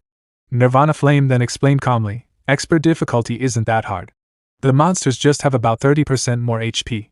It requires a bit more defense from the shield warriors and slightly higher damage from the mages. That's all. As for the boss, the Treant King, there are a few changes, but I'll remind you when the time comes." Yulan thought, he makes it sound so easy. But in a dungeon, even the slightest difference, 1% HP, or just a couple of points in defense or magic damage, can lead to a team wipe. Let alone a 30% increase. Where does his confidence come from? Yao asked anxiously, "Nirvana Flame, are you really confident? If it doesn't work, we can just..." Before she could finish, Nirvana Flame replied, "Relax. It won't be a problem." Chenbo narrowed his eyes and thought, "I'd like to see how you plan to lead everyone through an expert-grade dungeon." The group moved forward, a strong wind blowing through the forest. Suddenly, thick roots shot out from the ground toward them. Nirvana Flame shouted, "Careful. We've entered the trance attack range. They'll use vines." Everyone spread out. In an instant, vines lashed out in all directions. Several wrapped tightly around Chenbo's arms and legs, immobilizing him. One vine burrowed into the ground, and moments later, a Treant Master emerged, towering before them. Panic spread through the group. The Treant Master's vines began dragging Chenbo toward it. Struggling helplessly, he shouted in fear, "Help! Save me! Captain Nirvana Flame, save me!" The tree demon rushed forward, dragging Chenbo with it as he shouted for help. Yulan looked at the creature and said, "It's a tree demon." Nirvana Flame quickly gave orders, "Boiled water, dumplings, attack from the right. Paladins, form a wall. Mages, use full firepower." The shield warriors stepped forward and held their ground. They raised their shields and blocked the giant tree, trying to push it back. At the same time, the mages attacked from different directions. Their spells hit the tree demon, causing a loud explosion. Its HP dropped to 0. The vines loosened and released Chenbo, who fell to the ground. He stood up angrily and shouted, "Nirvana Flame, you did that on purpose. Didn't you? You saw the tree demon earlier and didn't warn me. Otherwise, how could you stay so calm during that sudden attack?" Nirvana Flame narrowed his eyes and replied, "Chenbo, get your facts straight. We all saw the tree demon at the same time. Even the shield warriors managed to dodge it. You're a thief, yet you couldn't? I don't know how you even played that class." Flying Stone added, "Blaming others for your lack of skill is just a joke. Pick any random thief from the street. They'd probably do better than you." Chenbo, barely standing, said angrily, "You..." Before he could continue, Yulan calmly said, "Enough, Chenbo, haven't you embarrassed yourself enough?" Chenbo was stunned. "Yulan, are you taking their side too?" Nirvana Flame then said calmly, "All right, let's keep moving. There are many traps set by dark elves in the tree demon forest. I'll clear the path ahead. Since you don't know how to play a thief, I'll teach you." Sounds echoed through the forest as Nirvana Flame led the team forward at a fast pace. Suddenly, a trap appeared ahead. A thick tree branch came crashing down. Nirvana Flame noticed it instantly and warned, "Watch out." He quickly jumped from one tree to another, dodging the falling branch. As he moved forward, more traps were triggered, arrows shot out from hidden spots, but he skillfully leaped aside, avoiding them. A wire trap appeared above him, and he immediately slashed it with his blade, cutting it into pieces. Flying Stone was shocked and thought, "He's this good at playing a thief?" Yulan was also surprised. Such agility. His efficiency in disabling traps is incredible. Behind them, Chunbo felt jealous. He rushed forward and shouted, "What's so great about that? I can disable traps too." The moment his foot touched the ground, it collapsed beneath him. It was a trap. A large hole opened up, and Chunbo fell in, screaming, "I'm done for." Just as he was about to fall deeper, someone grabbed his leg. It was Nirvana Flame. He pulled Chunbo out of the trap and threw him safely onto the ground. Nirvana Flame said calmly, "Chunbo, this is the first time I've seen a thief as terrible as you." Chunbo gritted his teeth in anger. "Nirvana Flame, you set me up. I saw you walk through here, why are you fine?" Flying Stone quickly said, "You bastard. If Nirvana Flame hadn't saved you, you'd be dead by now." Nirvana Flame replied calmly, "You stepped on the trap yourself. It's not like I pushed you. Did you think every place I walk is safe? In the end, you're just not fit to play a Gale thief." Chunbo angrily pointed his sword at him. "You bastard. I won't forget this. If you've got the guts, let's duel. I'll kill you." Nirvana Flame calmly held Chunbo's blade between two fingers and said, "A duel? You'd better bring a few more people. Otherwise, it'll be too boring." Chunbo was shocked and clenched his teeth nervously. Yulan stepped in. "Enough, Chunbo. You're the one who stepped on the trap carelessly. Why are you taking your anger out on Nirvana Flame?" Yao Yao added, "Nirvana Flame saved your life, and you're still blaming him? I never thought you'd be like this." Chunbo said angrily, "This is all Nirvana Flame's fault. He set me up on purpose. He didn't tell me there was another trap here. Besides, we're your teammates. He's just an outsider. How can you side with him?" Boiled Water, the shield warrior, said calmly, "Enough, Chunbo. Nirvana Flame didn't do anything wrong. You've been targeting him this whole time, and everyone can see it." Chunbo looked at them in disbelief. "Even you guys?" He laughed bitterly. "Fine. Let's see how he leads you through this dungeon." With that, he left the party. Yao Yao stepped forward and said sadly to Nirvana Flame, "I'm sorry. I was the one who invited you to this dungeon. I didn't expect things to turn out like this." Nirvana Flame replied calmly, "It's fine. It's actually better without someone causing trouble." He thought to himself, "Looks like I'll have to form my own party from now on if I want to run dungeons." Yulan said anyway. "Let's talk about this later. For now, let's focus on clearing the dungeon." Half an hour later, Nirvana Flame said, "I scouted ahead using stealth. The path forward is completely blocked by tree demons. There are 18 of them in total." Yulan frowned. "Nirvana Flame, we can't handle that many." Nirvana Flame replied calmly, "Relax. I'm not stupid enough to make you fight all of them at once." He stepped forward, then pushed off the ground and jumped onto a tree branch above. Behind him, one of the shield warriors asked, "What is Nirvana Flame trying to do?" At that moment, Nirvana Flame opened his storage and took out a bow and arrows. Holding them, he thought, "Now I'll show you what true, god-tier pulling skills look like." Nirvana Flame raised his 3-shot hand crossbow and fired at 3 different locations with perfect precision. The bolt shot forward at incredible speed, each hitting a separate target. Seeing this, Boiling Water Dumplings asked nervously, "Did Nirvana Flame's hand slip?" The shield warriors were also shocked. "If those arrows alert all the tree demons, we're completely doomed." Nirvana Flame landed on the ground and quickly said, "Boiled Water, get into position at 289, 288, 212. Boiled Water replied in disbelief, "Oh, okay." 2 of the arrows struck different spots, drawing several tree demons toward those locations. The 3rd arrow hit one tree demon directly, reducing its HP by 1 and pulling its aggro. Yulan was stunned. What incredible skill! To use a 3-shot hand crossbow to hit 3 different locations and pull aggro like that. I've only heard of techniques like this in Legends. She turned to Yao Yao and asked, "Where did you find such an expert?" Those 18 tree demons were so close together. If even one was alerted, the rest should have followed immediately. But Nirvana Flame not only found the perfect position, he also successfully lured most of them away. This requires amazing vision and agility. Even top-ranked thieves would struggle to do this. If our team had someone like him earlier, our dungeon survival rate would have increased by at least 30%. Yao Yao was surprised. He's actually this amazing. Boiled Water quickly took position.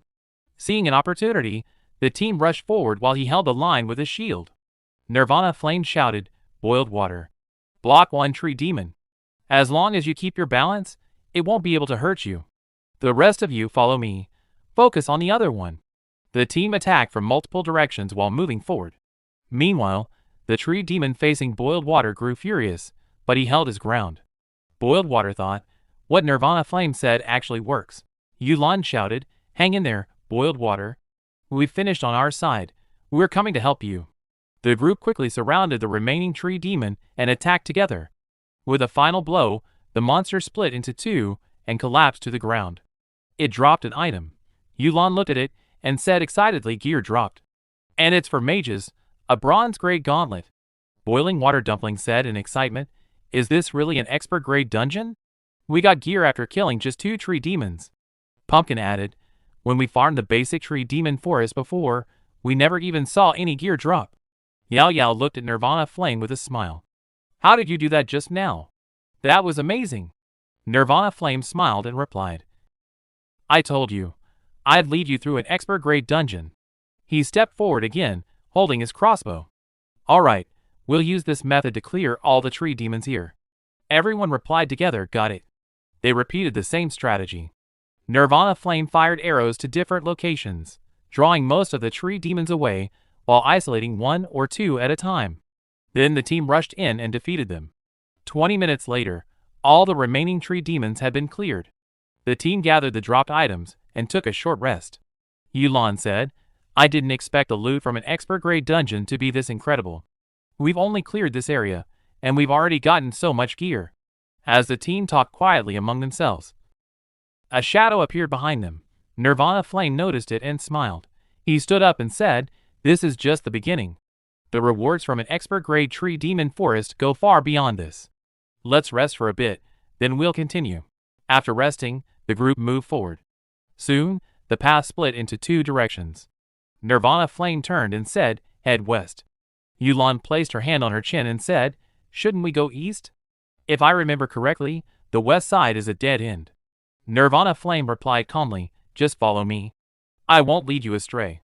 He thought to himself, this branching storyline is extremely well hidden. I'm afraid no one in the entire conviction has discovered it yet. The group followed Nirvana Flame toward the west. As they moved deeper into the forest, a soft sound echoed through the trees.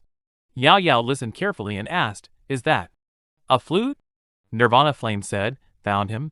He thought, it's him. The tree demon shepherd, La Pat, the guardian of this forest. Once, under his care, the tree demons and humans lived in harmony. But for some unknown reason, dark elves appeared in the forest. The tree demons broke free from his control and began slaughtering humans. Because of this, the Council of Elders of the Viridian Empire gathered warriors to enter the forest and subdue the tree demon king. That's the main storyline of this dungeon. The group soon saw an old man. The nameless old man looked at them and said, travelers, this is a dangerous place. The tree demons will kill any human who enters. Leave at once. Once night falls, they will gain immense power under the moonlight. Nirvana Flame placed his hand on his chest and said respectfully, Honorable Tree Demon Shepherd Lon Pat, we came here for that very reason, to eradicate the tree demons and bring them to justice. The shepherd clenched his teeth angrily. No! The ones who deserve death are those vile creatures from the underground. They are the ones who should face God's judgment. They stole my flute. They hide in the shadows, laughing to themselves. Yulan was surprised. Is he triggering a hidden storyline? How did he even find such a well-hidden NPC? She turned to Yao Yao. Just who exactly is this guy you found? Yao Yao shook her head, equally surprised. I don't know. Flying Stone was also shocked. When did Nirvana Flame get this good? Nirvana Flame thought, if we don't trigger the storyline, we won't be able to defeat the expert-grade tree demon king. He then said respectfully, yes, Honorable Shepherd. I noticed them the moment I entered the forest. May the holy light purify those monsters. Hearing this, the shepherd quickly grabbed Nirvana Flame's shoulder. Adventurer, you were able to spot them? Excellent. Those 2 dark elves stole my flute and caused chaos in the forest. He handed something over. This is the dust of appearance I created. It will leave them with nowhere to hide. Kill them and retrieve my flute. Only then will you be able to defeat the rampaging tree demon king. A system notification appeared. Acquired dungeon special item. Dust of appearance effect. Reveals all hidden creatures within a 30-yard radius. Duration. 20 seconds after receiving the item, Nirvana Flame raised his hand. Alright, we've got the special item. Let's go! He grabbed a rope hanging along the mountainside and climbed up, then jumped onto the top. The others followed him. After landing, they moved forward again. Yulan asked curiously Nirvana Flame, "Can you really find the dark elves that NPC mentioned?" Nirvana Flame replied confidently, "Of course." They soon entered a deep cave. Nirvana Flame stopped and said, "Right here. We'll corner them and capture the 2 dark elves." Yao Yao asked, "But how do you know they're here?" Nirvana Flame smirked. "Because they've been following us from the very beginning." Yao Yao looked around in shock. Nirvana Flame glanced at the shadows and said calmly, "They're already here." Nirvana Flame said to his group, "Those 2 dark elves are very timid. We need to take them down in one move. Otherwise, it'll be very hard to catch them." Meanwhile, the dark elves hid in the shadows, quietly following the group from behind as they moved deeper into the cave. Seizing the moment, Nirvana Flame threw the dust of appearance he had received from Shepherd Lombat. He smirked and said, "They took the bait." The dust spread through the air and covered the hidden elves. Instantly, their stealth was broken. They were revealed. The 2 elves looked shocked and panicked. They turned around and tried to escape. But Boiled Water and Flying Stone were already waiting. Flying Stone smirked and said, "Where do you think you're going?" Boiled Water raised his shield. "I've been waiting for you too." One of the elves leaped forward and attacked Flying Stone with sharp claws. Boiled Water quickly blocked the attack with his shield. At the same time, Flying Stone gathered magic in his hand, forming a fireball, and hurled it at the elf. The elf let out a sharp screech as it was hit. Yulan rushed forward with the others. "Let's go! We need to help." The group surrounded the elves and attacked together. The tree demon shepherd's flute is on them. Someone shouted. The second elf tried to fight back, but Nirvana Flame jumped in. He dodged the attack smoothly, then used Vital Strike, slashing the elf's neck and dealing heavy damage. The team continued attacking one after another. Finally, Yulan struck the finishing blow, and the elves were defeated. An item dropped to the ground. Nirvana Flame looked at it and said, "I finally got it." He picked it up and smiled. "With this flute, we can clear the tree demon forest." A system notification appeared. Lampat's flute. Quest item. Required level 0A flute used by the tree demon shepherd. It can make tree demons tremble. Effect. Tree demon type creatures attributes -50%. HP 300 usable only in the tree demon forest dungeon. At that moment, Yao Yao called out in surprise, "Nirvana Flame, there's something else here. Come take a look." Nirvana Flame walked over and picked it up. "Is this a letter?" The letter read, "I am the Dark Elf Fazerheen, a brave warrior. We are gathering intelligence for the tribe. The Drow tribe will launch a counterattack on Hilton Fortress. When that time comes, I will return to the battlefield." Another system notification appeared. Branching storyline triggered. Deliver the secret letter to Warlord Kavirat to warn him of the Drow tribe's counterattack. Yao Yao looked confused. "Nirvana Flame, what does it say? I can't read it at all. Is it in Elvish?" Nirvana Flame replied, "It's part of a branching storyline.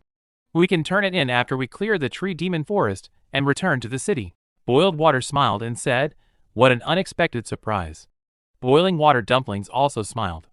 "I wonder how much reward we'll get for turning this in." Nirvana Flame walked over and tossed the flute to Boiled Water. "You're the team's main tank. You should take the flute." Boiled Water caught it and looked shocked. "Holy! It adds 300 HP. I won't even be afraid to face the Tree Demon King now." Nirvana Flame turned and said, "Let's go." Everyone, now full of excitement, replied, "Okay. Let's move out." Flying Stone smiled as he walked forward. "This kid, Nie Yan, is really good." At first, the team doubted him, but their attitude changed so quickly. He thought to himself, "That's my brother for you." Soon, the sounds of battle echoed through the forest again. The team attacked together from all directions, surrounding another tree demon. After taking multiple hits, the monster collapsed. Boiled Water picked up the dropped item and said in surprise, "Damn! A bronze-grade buckler that adds 10% defense. None of the shields I've farmed before come close to this." The others were also happy. Yulan turned to Nirvana Flame and said, "I know this may be a bit much to ask. After all, we only got this gear because of you. But I'd like to buy this buckler from you." She thought, "With this buckler, our team might be able to handle higher-level dungeons even without him." Nirvana Flame placed his hand on his chin and smiled. I only need thief gear and the featherfall jewel from the Tree Demon King. I'll sell the rest anyway, so it doesn't matter who buys it. Since you need it, just take it. Yulan smiled. Thank you. Yao Yao felt a bit ashamed. I'm sorry, Nirvana Flame. It feels like we're taking advantage of you. But, thank you. Suddenly, tree vines burst out from the ground. More and more vines shot up in front of the team. Nirvana Flame shouted, "Watch out." He slashed several vines with his blade, then narrowed his eyes. Everyone, be careful. The boss is here. Get ready, form up. Shield warriors, step forward and wait for my command. A system notification appeared. Tree Demon King, level 4 lower grade HP, 10,000. The shield warriors moved forward into position. The Tree Demon King roared angrily, "Damn humans. How dare you trespass into my territory?" It swung its massive arm at Nirvana Flame. Die! Nirvana Flame quickly jumped back and dodged the attack. Another strike came, but he bent low and avoided it again with ease. The team watched in shock. Yulan said nervously, "What? How can a level 2 thief handle a level 4 lower grade boss so easily? I've never seen such a powerful thief before." Meanwhile, Nirvana Flame dodged another attack and shouted, "Boiled water, step up. Melee classes, stay behind him. Mages, do not come within 30 yards of the boss." Boiled water rushed forward and struck the Tree Demon King with his shield, dealing 36 damage. Damn! Its defense is so high. Nirvana Flame stepped forward and commanded, "Mages, attack." The mages unleashed their full power from a safe distance, casting spells from over 30 yards away, while everyone held their positions. A massive explosion rang out, and the Tree Demon King's HP began to drop. 15. 36. 50. Smoke filled the entire area. Enraged, the Tree Demon King swung its massive arm at Boiled Water. He raised his shield and blocked the attack, but the force was overwhelming. His HP dropped by 78. Nirvana Flame shouted, "Boiled Water, use the flute." While holding his shield, Boiled Water activated Lampat's flute. System notification. Lampat's flute activated. Trend-type enemy stats reduced by 50%. The sound of the flute echoed, and the Tree Demon King was momentarily distracted.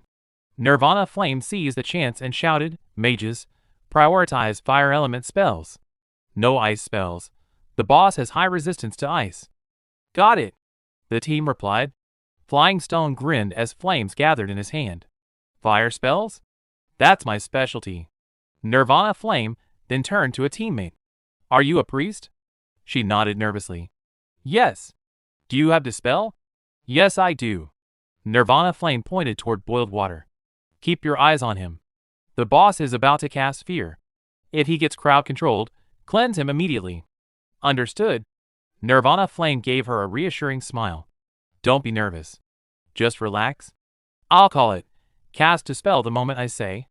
Moments later, the Tree Demon King unleashed a powerful fear spell. Boiled Water was affected. His movements faltered as panic set in. "Now! Cleanse him!" Nirvana Flame shouted. The priest quickly cast a spell, and the effect was removed instantly. "Perfect cleanse," Nirvana Flame said. The priest smiled in relief. It worked. The team surrounded the boss and attacked from all sides. Mages cast spells, Yulan used sword techniques, and everyone contributed. Slowly but surely, the Tree Demon King's HP dropped. The boss roared in fury. HP 2953/10,000. Its eyes glowed, and its aura grew darker. Nirvana Flame shouted, "Brace yourselves. It's entering its enraged phase." Yulan gritted her teeth. "I didn't know it had an enraged phase." The Tree Demon King attacked Boiled Water relentlessly. Nirvana Flame rushed over and commanded, "Boiled Water, switch to defensive stance. Priests, drink mana potions and spam heals." The priests quickly used their potions and began healing non-stop. Even with his shield, Boiled Water's HP dropped sharply. 220 damage from a single hit. "The damage is too high. I can't hold this for long," he shouted, but the continuous healing kept him alive. Regaining confidence, he held his shield firmly with both hands and blocked again. "If it weren't for those heals and Lampat's flute, I wouldn't have survived that." He quickly used a health potion and added, "So this is why Nirvana Flame told us to stock up on potions." The Tree Demon King raised its arm and formed a massive hammer, then slammed it down. The ground shook violently, and the entire team felt the impact. At that moment, Nirvana Flame dashed forward. Hurry! The boss is low on HP. Focus fire and finish it. Boiled Water jumped in and used Heroic Strike. Yulan followed with Holy Light Slash, while the others unleashed their strongest attacks. Seeing an opening, Nirvana Flame threw his blade with full force. It struck the Tree Demon King's face. He immediately followed up with Vital Strike, leaping forward and driving the blade deeper. Green liquid spilled from the boss as Nirvana Flame jumped back. Moments later, the Tree Demon King's body trembled, then collapsed and split apart. The boss was defeated. The team stood in disbelief. The Tree Demon King is dead? We actually cleared it, someone said. Yao Yao smiled. I never thought our party could beat an expert-level dungeon. The priest added, it's all thanks to Nirvana Flame's commands. Without him, I would have panicked. Boiled Water laughed. Yeah, I never thought I could tank an expert boss. This feeling. It's like my very first dungeon clear. Suddenly, everyone leveled up, one after another. Nirvana Flame walked over to the dropped items. Finally. Got it. He picked up one item and smiled. My Featherfall Jewel? All this effort was for this. System notification, Featherfall Jewel quality, dark gold, level requirement, 0 type, accessory, equip or socket, stats, defense 8, strength 7 effect, greatly reduces the user's weight, allowing them to fall as lightly as a feather for 3 minutes. Nirvana Flame leveled up as well. Feeling both happy and surprised, he said, I've reached level 3 too. A system notification appeared. Expert grade Treant Forest dungeon cleared. Team Glory 1200. Boiled Water Shield exclaimed excitedly. It actually added 1200 Team Glory points. The other teammates were also shocked. One of them said, I've never seen it increase by this much at once.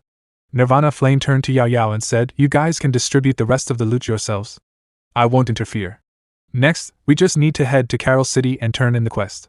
Hearing that, one teammate shouted with excitement, right. There are also side quest rewards. Yulan gratefully said to Nirvana Flame. Thank you. I don't even know how to properly repay you. At the teleportation point in Carol City, the team arrived together. Meanwhile, Chenbo was hiding nearby, watching them. They're back. How did they all level up? He thought, clenching his teeth in anger. Nirvana Flame. I'll remember you. The humiliation you brought me, I will never forget it. The scene shifted to the Carol City barracks. Nirvana Flame and his teammates arrived, where the warlord, Kavarat, stood with his sword. He asked, young man, what brings you here? Nirvana Flame calmly replied, respected Lord Warlord, we captured 2 dark elves in the Treant Forest and obtained some intelligence regarding Hilton Fortress. After reading the report, Kavarat looked surprised. Then, with a smile, he said, young man, you've been a great help to us. I will prepare a reward for you.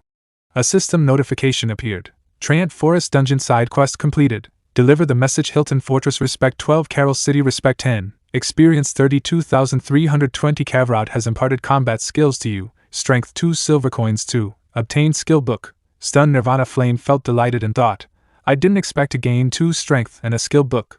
This hidden quest really paid off. Afterward, Nirvana Flame said to Yao Yao, now that the quest is turned in, we should get going. Yao Yao asked, what are you planning to do next?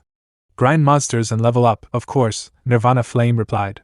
He then thought, now that I've obtained the Featherfall Jewel, I can try fighting the elite monster, Lion King Kato. Yao Yao turned around, waved happily, and said, alright then, see you next time. After I sell the gear, I'll mail you your share. Nirvana Flame nodded, see you next time. Suddenly, Flying Stone grabbed Nirvana Flame's leg and said eagerly, Brother Yan. After running a dungeon with you, I'm convinced. Please teach me how to play an arcane mage. Nirvana Flame replied a bit nervously. Sure. But first, let's go get some new gear. A few minutes later, they arrived at the blacksmith's shop. Nirvana Flame obtained new equipment, bronze gauntlets, 2 agility, bronze battledeer leather armor, 2 strength, bronze soft leather leg guards, 3 agility, bronze horse leather boots, 2 defense. After equipping them, Nirvana Flame felt much stronger. Flying Stone was amazed by the upgrades. Nirvana Flame turned to him and said, let's go. We're heading to the Rhine Hills to level up. I'll teach you how to play an arcane mage on the way. Flying Stone felt thrilled hearing that. At the Rhine Hills, lightning flashed across the sky. Nirvana Flame said, the caves here are full of bat monsters. They drop bat teeth. I'll give you 1 hour, let's see how many you can collect. Flying Stone confidently waved his hand. Watch me. He rushed into the cave. As a bat monster flew toward him, he cast fire magic and burned it down. With a smirk, he said, "Got one already." Outside the cave, Nirvana Flame watched and said, "In that case, I can't stay idle either." He rushed in as well, cutting down bat monsters one by one, collecting bat teeth. After a while, he thought, half an hour has passed. I wonder how Tang Yao is doing. Suddenly, Flying Stone's voice rang out in panic. "Nie Yan! Save me! I'm being blocked by a red name player." When Nirvana Flame heard this, he frowned. A red name player? He thought. If I'm not mistaken, they should be from the Radiant Sacred Flame Guild. He immediately rushed toward Flying Stone and said through the communicator, "Hide well.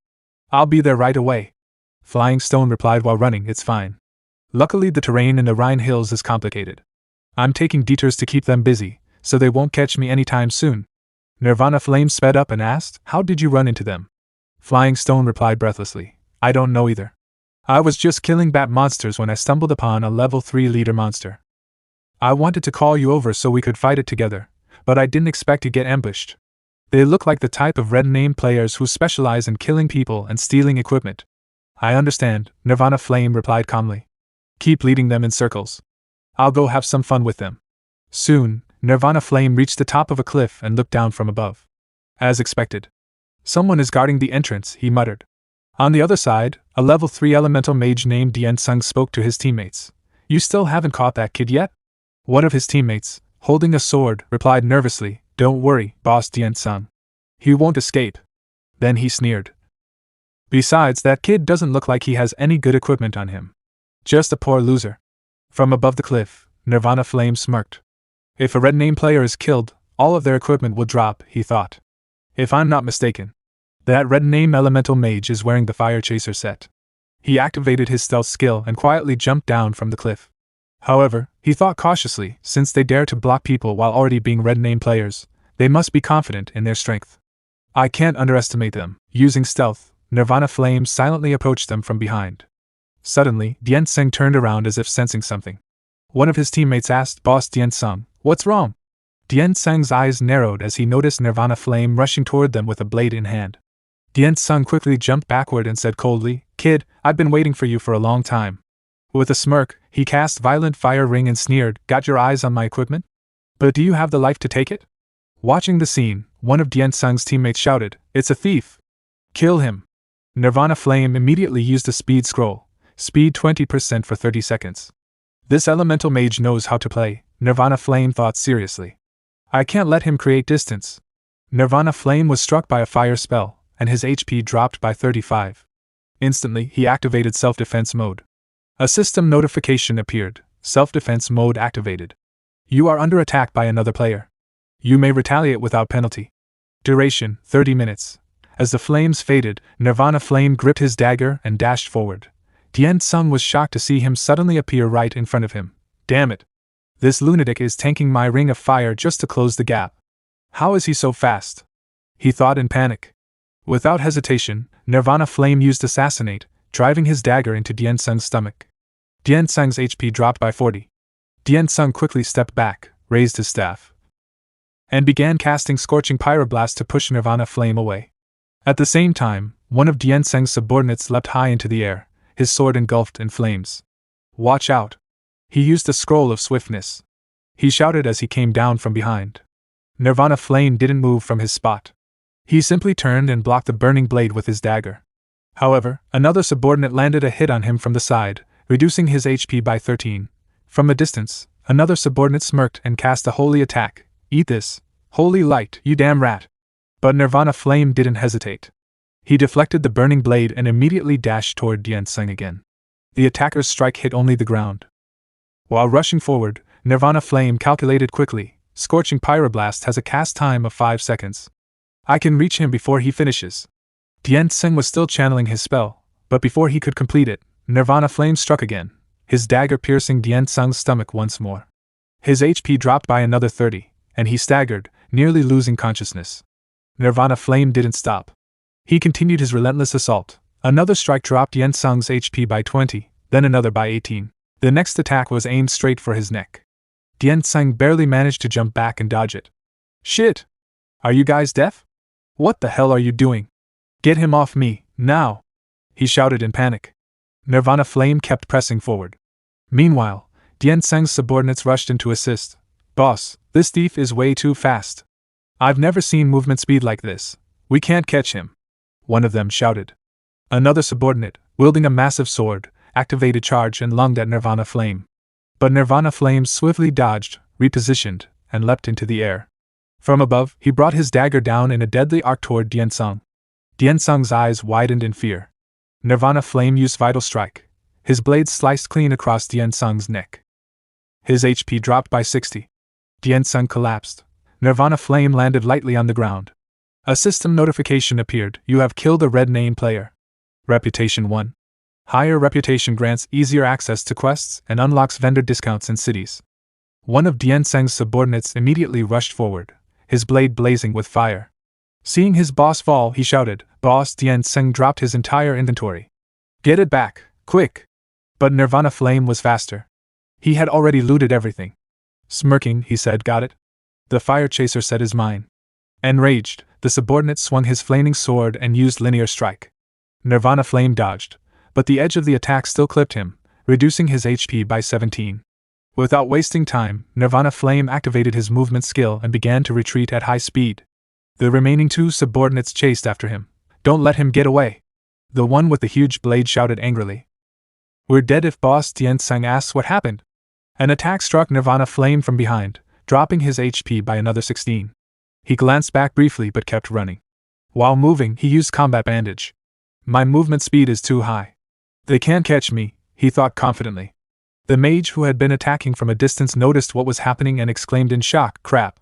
He's using a bandage skill. He's healing. Nirvana Flame smirked. My HP is fully restored, and my cooldowns are reset. He tightened his grip on his dagger, twisted on his heel, and suddenly turned back. With a burst of speed, he leapt toward the warrior with the large blade. You're next. The man froze for a split second, then roared in anger and charged forward, swinging his massive sword with full force. But Nirvana Flame jumped, landing briefly on the flat of the blade itself.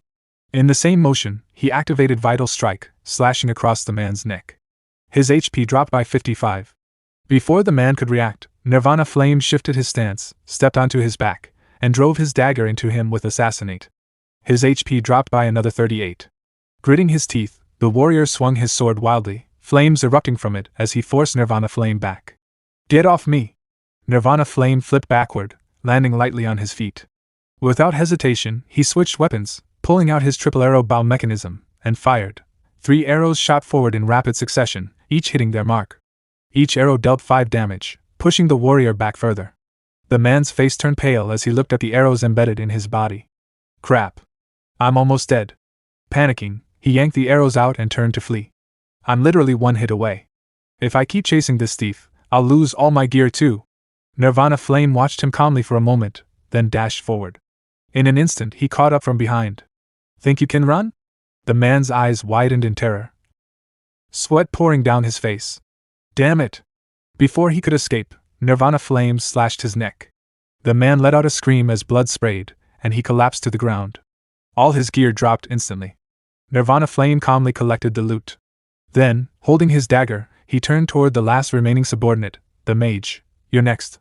The mage trembled, fear written all over his face. How am I the only one left? He stammered. How is a squishy priest supposed to fight a thief one-on-one? Nirvana Flame stepped forward slowly. A dark, oppressive aura seemed to rise behind him, like a monster approaching its prey. The mage panicked, completely unsure of what to do. With a faint blue glow flickering in his eyes, Nirvana Flame smirked and said, You looked pretty happy earlier. When you were spamming holy light on me, didn't you? A loud sound echoed through the air.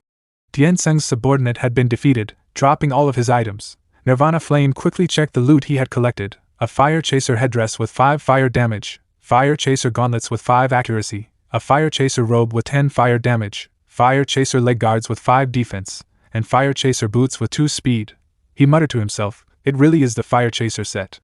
A smile spread across his face as he continued, the Fire Chaser is a bronze grade set, perfect for Tang Yao since he uses fire magic. As for the other gear, I can just sell it.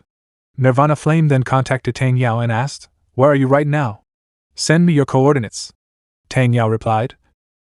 I'm at 231.395.285. There's a cave here spawning level 5 monsters.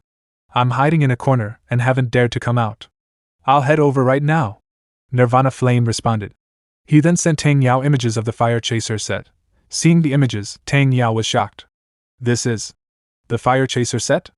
Nie Yan, where did you get this? Nirvana Flame laughed. I killed one of their red name players. This is his gear, perfect for you. Hearing this, Tang Yao felt overjoyed. My god. I'm not dreaming, am I? You killed a red-named player from Radiant Sacred Flame, and even got them to drop the entire Fire Chaser set? Nirvana Flame replied calmly. When have I ever lied to you? Tang Yao laughed excitedly. This is amazing. Brother, this feels so incredibly satisfying. Even if I die here today, it'll be worth it. Standing at a higher point on the mountain, he looked down below. Noticing movement in the distance, he muttered, wait for it. I'll take out a few more of them. Deep within the forest, the sound of footsteps echoed through the air.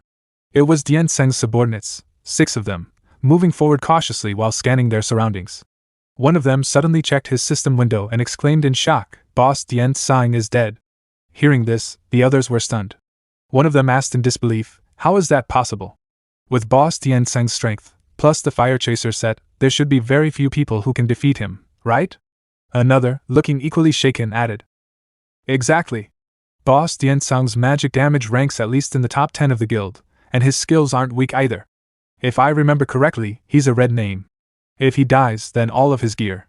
Before he could finish, one of the men wearing armor turned toward them and said grimly, that's right. It all dropped. One of them quickly asked, who did it?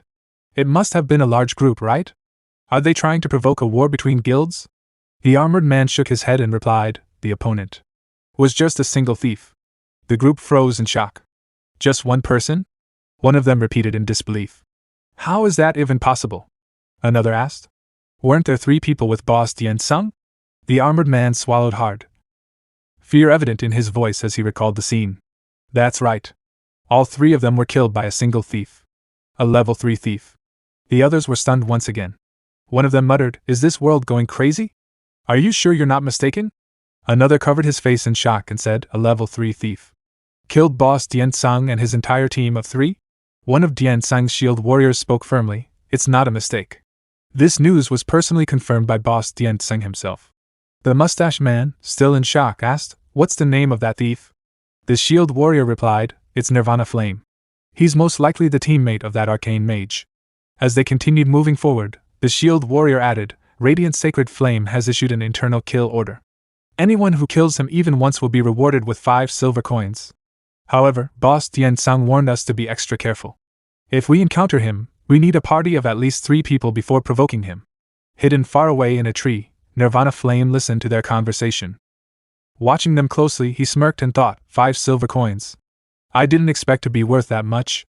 A kill order from Radiant Sacred Flame. Interesting. I'd like to see how you plan to hunt me down. Activating his stealth skill, he silently followed behind them. You idiots, relying on your guild's power to bully solo players, he thought coldly. I'll let you witness the fury of a solo player. Suddenly, a loud noise echoed from behind the trees. Dian Seng's subordinates immediately turned toward the sound. One of them asked nervously, what was that noise? Could it be that thief? At that moment, a monster emerged. Horned Deer Leader grade monster level, 5, HP, 200/200, one of them exclaimed. It's the Horned Deer Leader. The shield warrior quickly raised his shield and said, it seems to be the only horned deer nearby. We won't be able to find that arcane mage or the thief anytime soon, so we might as well take this Horned Deer Leader down first. Watching the situation unfold, Nirvana Flame's eyes gleamed.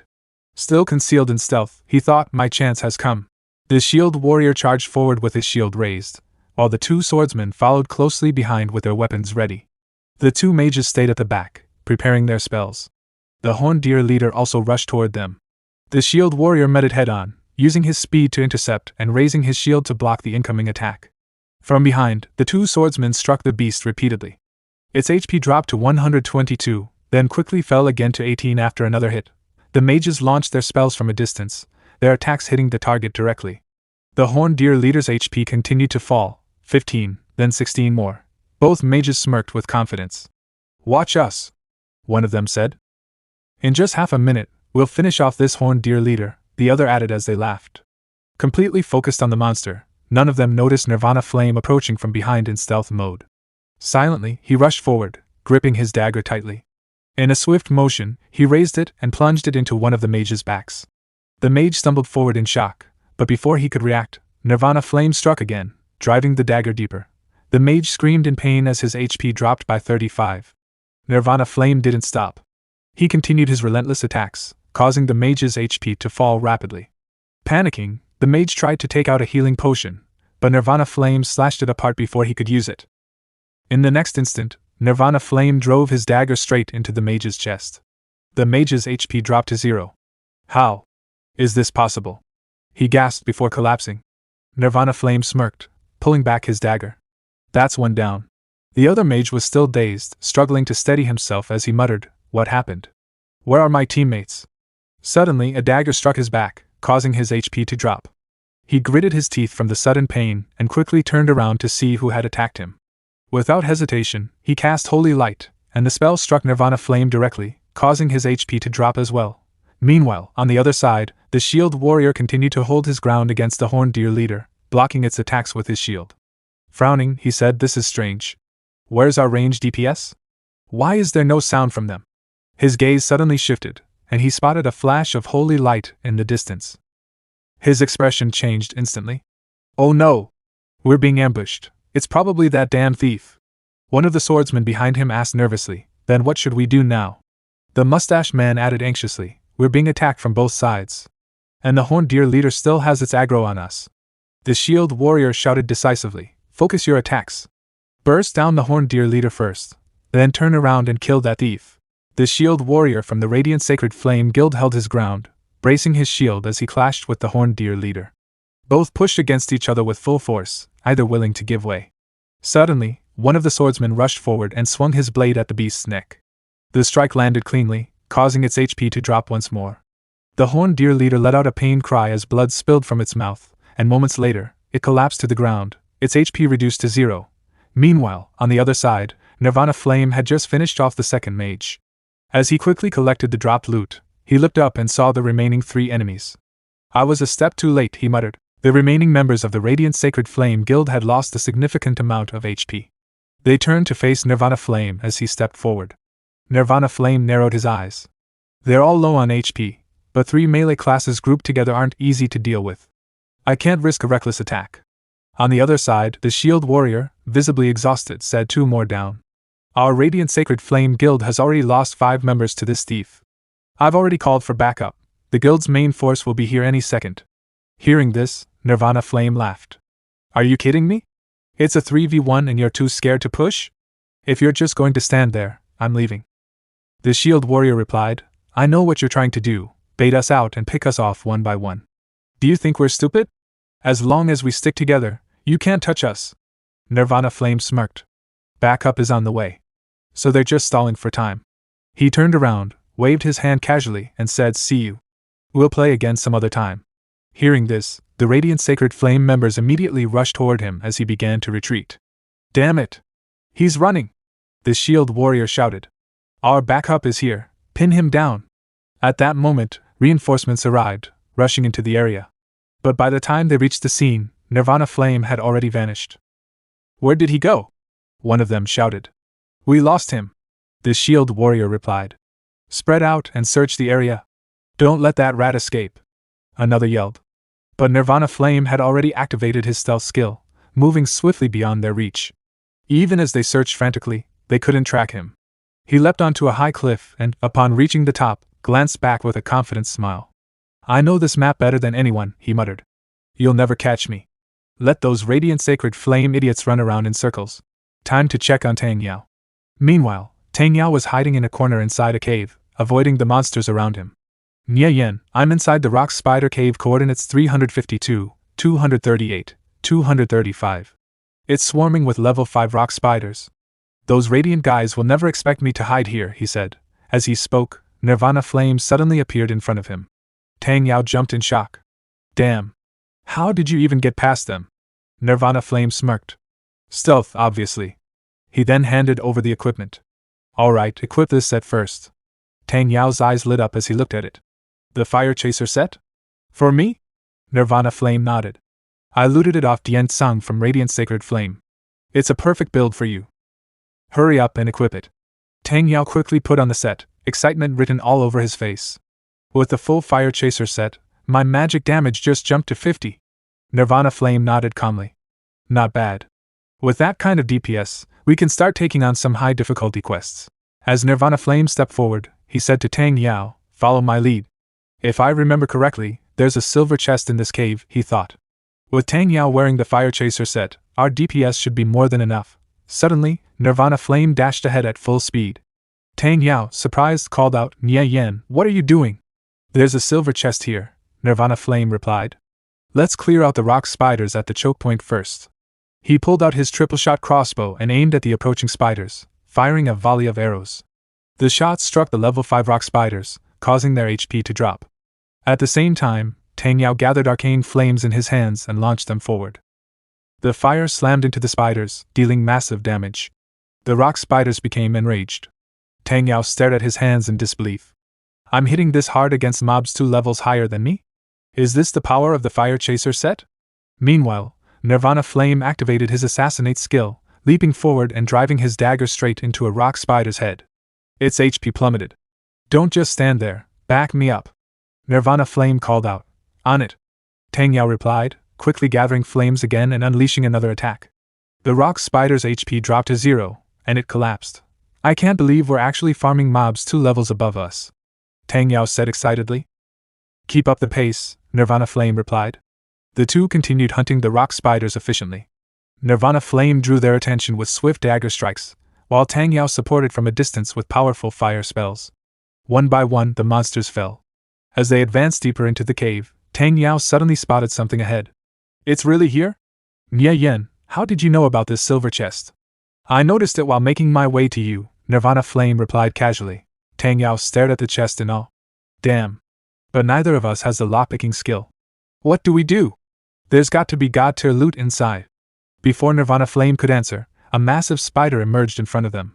Relax, Nirvana Flame said calmly. The developers of Conviction are pretty generous. Usually, the key is hidden somewhere near the chest. As he spoke, the giant spider charged toward them at full speed. Rock Spider Chieftain rank level, 5, HP, 180 as the Rock Spider Chieftain let out a loud, terrifying screech as it revealed itself. Tang Yao panicked. Damn! A Rock Spider Chieftain. What's the plan? This is a level 5 Chieftain boss. Nirvana Flame smirked. We nuke it. Activating his stealth skill, he rushed forward and shouted, keep your distance, at least 20 yards. Stay within the choke point, and don't kite it too far, or you'll aggro the other spiders. Got it. Tang Yao replied as he ran, the chieftain chasing after him. He quickly turned, waved his hand, and cast an arcane fireball. Get off me! The massive fireball struck the rock spider chieftain directly, causing its HP to drop. Nirvana Flame grinned. Fire spells have a huge damage multiplier against it. We can actually pull this off. Nirvana Flame gripped his dagger and rushed toward the giant spider. I'll control the field, leave the DPS to you. He called out to Tang Yao. No problem, Tang Yao replied, gathering flames in his hand. Nirvana Flame leapt forward, activating a stun skill as he struck the spider's head. Its HP dropped by 10. Now's the time, he shouted, quickly jumping back as the giant spider let out a furious roar. From a distance, Tang Yao unleashed an arcane fireball. It hit the spider directly, dealing another 20 damage. However, as the flames faded, the spider roared again, shrugging off the burning effect. Clinging to a wall above, Nirvana Flame felt the tremor of the creature's rage. Careful, it's awake, he warned. He dropped to the ground, but the giant spider immediately lunged at him, striking with its legs. The hit landed critically, knocking Nirvana Flame to the ground as his HP dropped sharply to 78. Quickly, he used a combat bandage to recover. It's using a reckless, mutually destructive attack. It's enraged. Stay back. Keep moving, and watch out for its earth spikes. Tang Yao's eyes widened in shock as spikes suddenly erupted beneath him. He barely managed to dodge by jumping back. Damn. If we hadn't killed that rock spider earlier, this one being 3 levels above us would have skewered us by now. After recovering, Nirvana Flame rushed back into battle. We're relying on your DPS. I'll hold it off. Wait. Let me recover my mana first, Tang Yao said. Quickly drinking a low-level instant mana recovery potion, Moments later, he raised his staff again, gathering fire mana. My mana's full, go to hell! He shouted, launching another arcane fireball. The attack struck the rock spider chieftain directly, erupting into a massive explosion that set it ablaze. As the creature writhed in pain, Nirvana Flame seized the opportunity. He leapt high into the air and drove his dagger into its head with a vital strike, dealing another 30 damage. The spider screamed one last time before collapsing. Tang Yao, exhausted, stared at it in disbelief. Is it over? He fell back onto the ground, breathing heavily. Oh my god! I'm exhausted. I didn't expect us to actually kill a rock spider leader that's 2 levels above us. Nie Yan. I just realized, I'm actually this awesome. Meanwhile, Nirvana Flame calmly collected the dropped items. Skill book, method strike after casting, summons 5 fireballs that sweep across enemies. Each fireball deals 45 to 110 damage and inflicts continuous burning damage of 40 within a 5x5 area. Cooldown, 120 seconds casting time, 5 seconds restrictions, Elemental Mage, Arcane Mage, Fallen Priest, Light Cleric, Skill Book, block allows the user to parry physical attacks. Cooldown, 30 seconds on successful parry, reduces stamina by 200 points. Restrictions, Fierce Warrior, Warrior, Paladin, usable by any faction, item, silver key used to open level 0 to 20 chests below gold grade. Uses remaining, March 4th. Nirvana Flame tossed the dropped skill book to Tang Yao and said with a smile, Tang Yao, good luck, this is Meteor Strike. It's an incredibly powerful AoE damage skill in the early game, and even in the mid to late game, it remains excellent for grinding monsters. Tang Yao was surprised to hear that. He smiled and asked, really? Nirvana Flame replied calmly, it's not bad. Although, compared to Sanctuary Magic, Giant Magic, and Dragon Magic, it's still a bit lacking. Holding the Meteor Strike book, Tang Yao frowned slightly in confusion. Sanctuary Magic? Dragon Magic? Nie Yan, what are you talking about? Nirvana Flame simply smiled. It's nothing, you'll see them in the future. Suddenly, he turned and ran back toward the silver chest. Let's open the treasure chest first. After arriving, Nirvana Flame used the silver key to unlock it. As the chest opened, a system notification appeared. System notification, silver key uses remaining, 2. Looking inside the chest, Nirvana Flame's eyes lit up.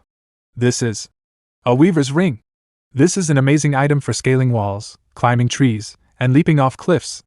System notification, Weaver's Ring quality, bronze grade, level requirement, 0 attributes, shoots a tough strand of spider silk that sticks to objects. Maximum length, 5 yards. Maximum load-bearing capacity, 200 pounds. Cooldown, 20 seconds, weight, 1 pound. Restrictions, usable by any faction. Tang Yao stroked his chin and said, it looks like a piece of trash equipment. Why are you so excited? Nirvana Flame smiled as he held the ring. This is a divine artifact for the thief class. Then he added, by the way, have you learned Meteor Strike yet? Tang Yao nodded. Yeah, I've already learned it. Why? Nirvana Flame said, it's time for you to cast Meteor Strike. In front of them, a swarm of rock spiders rushed forward in anger. Nirvana Flame added, I'll pull the aggro, start chanting. With that, he dashed off. Okay. Tang Yao replied. Nirvana Flame weaved left and right, skillfully dodging the rock spiders as he circled behind them, drawing their attention. On the other side, Tang Yao clenched his teeth as he faced the incoming swarm. Oh my god! There are so many! And this damn skill, why does it take so long to chant? As he continued chanting, a massive fireball began forming in his hands. Flames burned intensely, reflected even in his eyes, as the fire mana gathered into a blazing sphere. Meteor Strike! The spell launched forward, crashing directly into the rock spiders. A massive explosion erupted, engulfing them in flames and burning everything in its path. On the other side, Nirvana Flame quickly moved in, finishing off the surviving spiders with precise dagger strikes. Good job, he called out to Tang Yao. Tang Yao stared at the aftermath in disbelief. I did this? To think such powerful magic was actually cast by me. Nirvana Flame landed beside him and tapped his shoulder. What are you spacing out for? Let's go, we're heading deeper. Tang Yao nervously scratched his head. Nirvana Flame. My mana is completely drained. I've used up all my instant potions too. Nirvana Flame paused. Oops, I forgot. Using Meteor Strike at your level would completely exhaust your mana. He then thought to himself, if I remember correctly, deep within the rock spider cave lies one of the most important items in the entire game. Tang Yao spoke hesitantly, how about you take me to a safe area? I'll return to the city first. Otherwise, I'll just slow you down. Nirvana Flame nodded. Alright. I'll also take this chance to teach you some arcane mage techniques. After some time, Nirvana Flame led Tang Yao to a safe spot. Tang Yao used the return city scroll. Smiling, he said, Nirvana Flame, I'm heading off.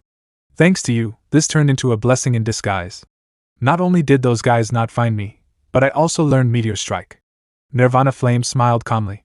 We're brothers, after all. Rain began to fall heavily around them. With a flash of light, Tang Yao teleported back to the city, leaving Nirvana Flame alone. Nirvana Flame then turned and stepped deeper into the cave, rain dripping from his body. As he walked, he thought, I remember. Deep within this rock spider cave lies one of the volumes of the Chapter of Order. Legend says that the Chapter of Order and the Chapter of Chaos are lost holy relics of the God of Order. Odsinek. They have circulated throughout the world of conviction for 500 to 600 years. Their origins are mysterious, and even their author is unknown. Each contains 6 volumes and 36 chapters, representing 2 opposing forces, scattered across the world. It is said that whoever gathers all the chapters of order can reconstruct divine order and obtain immense divine power. At that point, they would become the supreme leader of all temples of light, the Great Pope. On the other hand, anyone who collects all the chapters of chaos can wield the power of chaos and bloodlust, harvesting holy blood to become a terrifying dark god king. Both are legendary items. Conviction has only recently entered open beta. And the Greenland Empire and Saturn Empire have only unlocked the first expansion pack, Dusty History. The first volume of the Chapter of Order includes the chapters of justice, kindness, courage, wisdom, fairness, and freedom. Each chapter holds tremendous power. Almost every player who obtains one rises to the top ranks of the leaderboard. In my past life, 3 guild masters built their super guilds using the Chapter of Order. Each of them had legendary feats, fighting 100 enemies alone and becoming living myths among players. Nirvana Flame's eyes sharpened. But right now, I'm probably the only one in the entire game who knows their exact locations. Perhaps in this life, I can create a myth too. In his past life, the holder of the Chapter of Justice was the guild leader of Angel Hegemony, an elf demon hunter known as Soaring Angel. When faced with an attack from hundreds of enemies, he summoned 16 Arwen Knights and single-handedly defeated the enemy's elite team. The holder of the Chapter of Wisdom was the guild leader of the Holy Adjudicator Guild, the holy mage known as the First Emperor Killer. While resisting an undead invasion, he unleashed Holy Radiance Judgment, purifying over 300 necromancers at once. He became an immortal legend within the Chapter Order. The holder of the Chapter of Courage was the guild leader of the Holy Roman Empire, the berserker known as Half-Awake Fox. During the Great Guild War, he charged alone into the enemy ranks, killing one person every 10 steps, striking down foes with twin swords and clearing out the entire enemy swarm. And here lies the buried Chapter of Courage. Just thinking about it makes my blood boil with excitement. As Nirvana Flame rushed forward, he suddenly stopped in front of several rock spiders.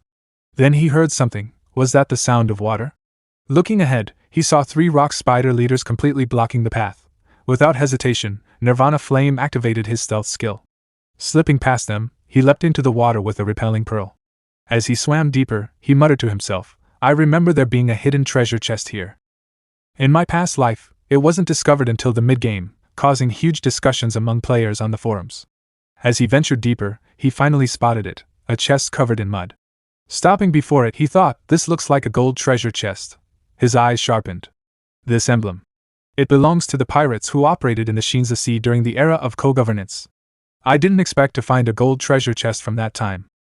It's even rarer than a normal gold chest. I've struck it rich. He opened the chest. Inside lay an item, Assassin's Precept dagger, unappraised. Assassin's Precept. Nirvana Flame murmured, picking it up. There's actually a dagger I've never seen before. Judging by its shape and the aura it emitted, it was at least a gold-grade item. Even if I don't find the Chapter of Courage, this trip wasn't a loss.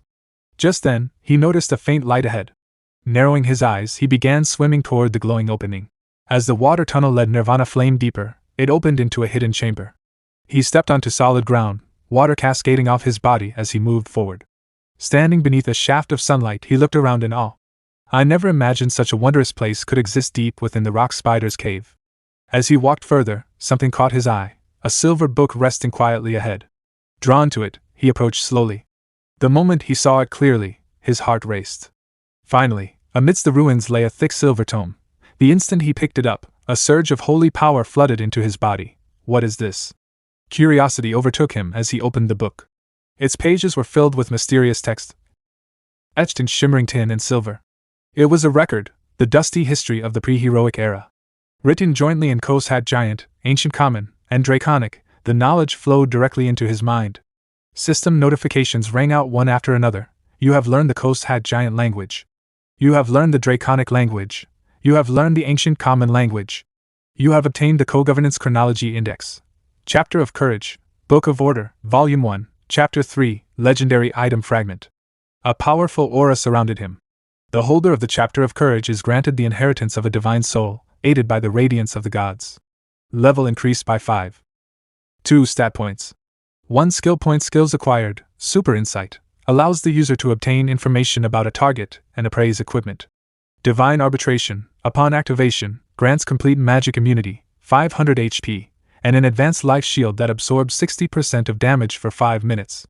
Cooldown, 10 natural days. Current status, January 10th. This skill can be used within dungeons. Legend says this book was once opened by the gods themselves, beings who feared no damage. Nirvana Flame stood frozen, shock written across his face. My god.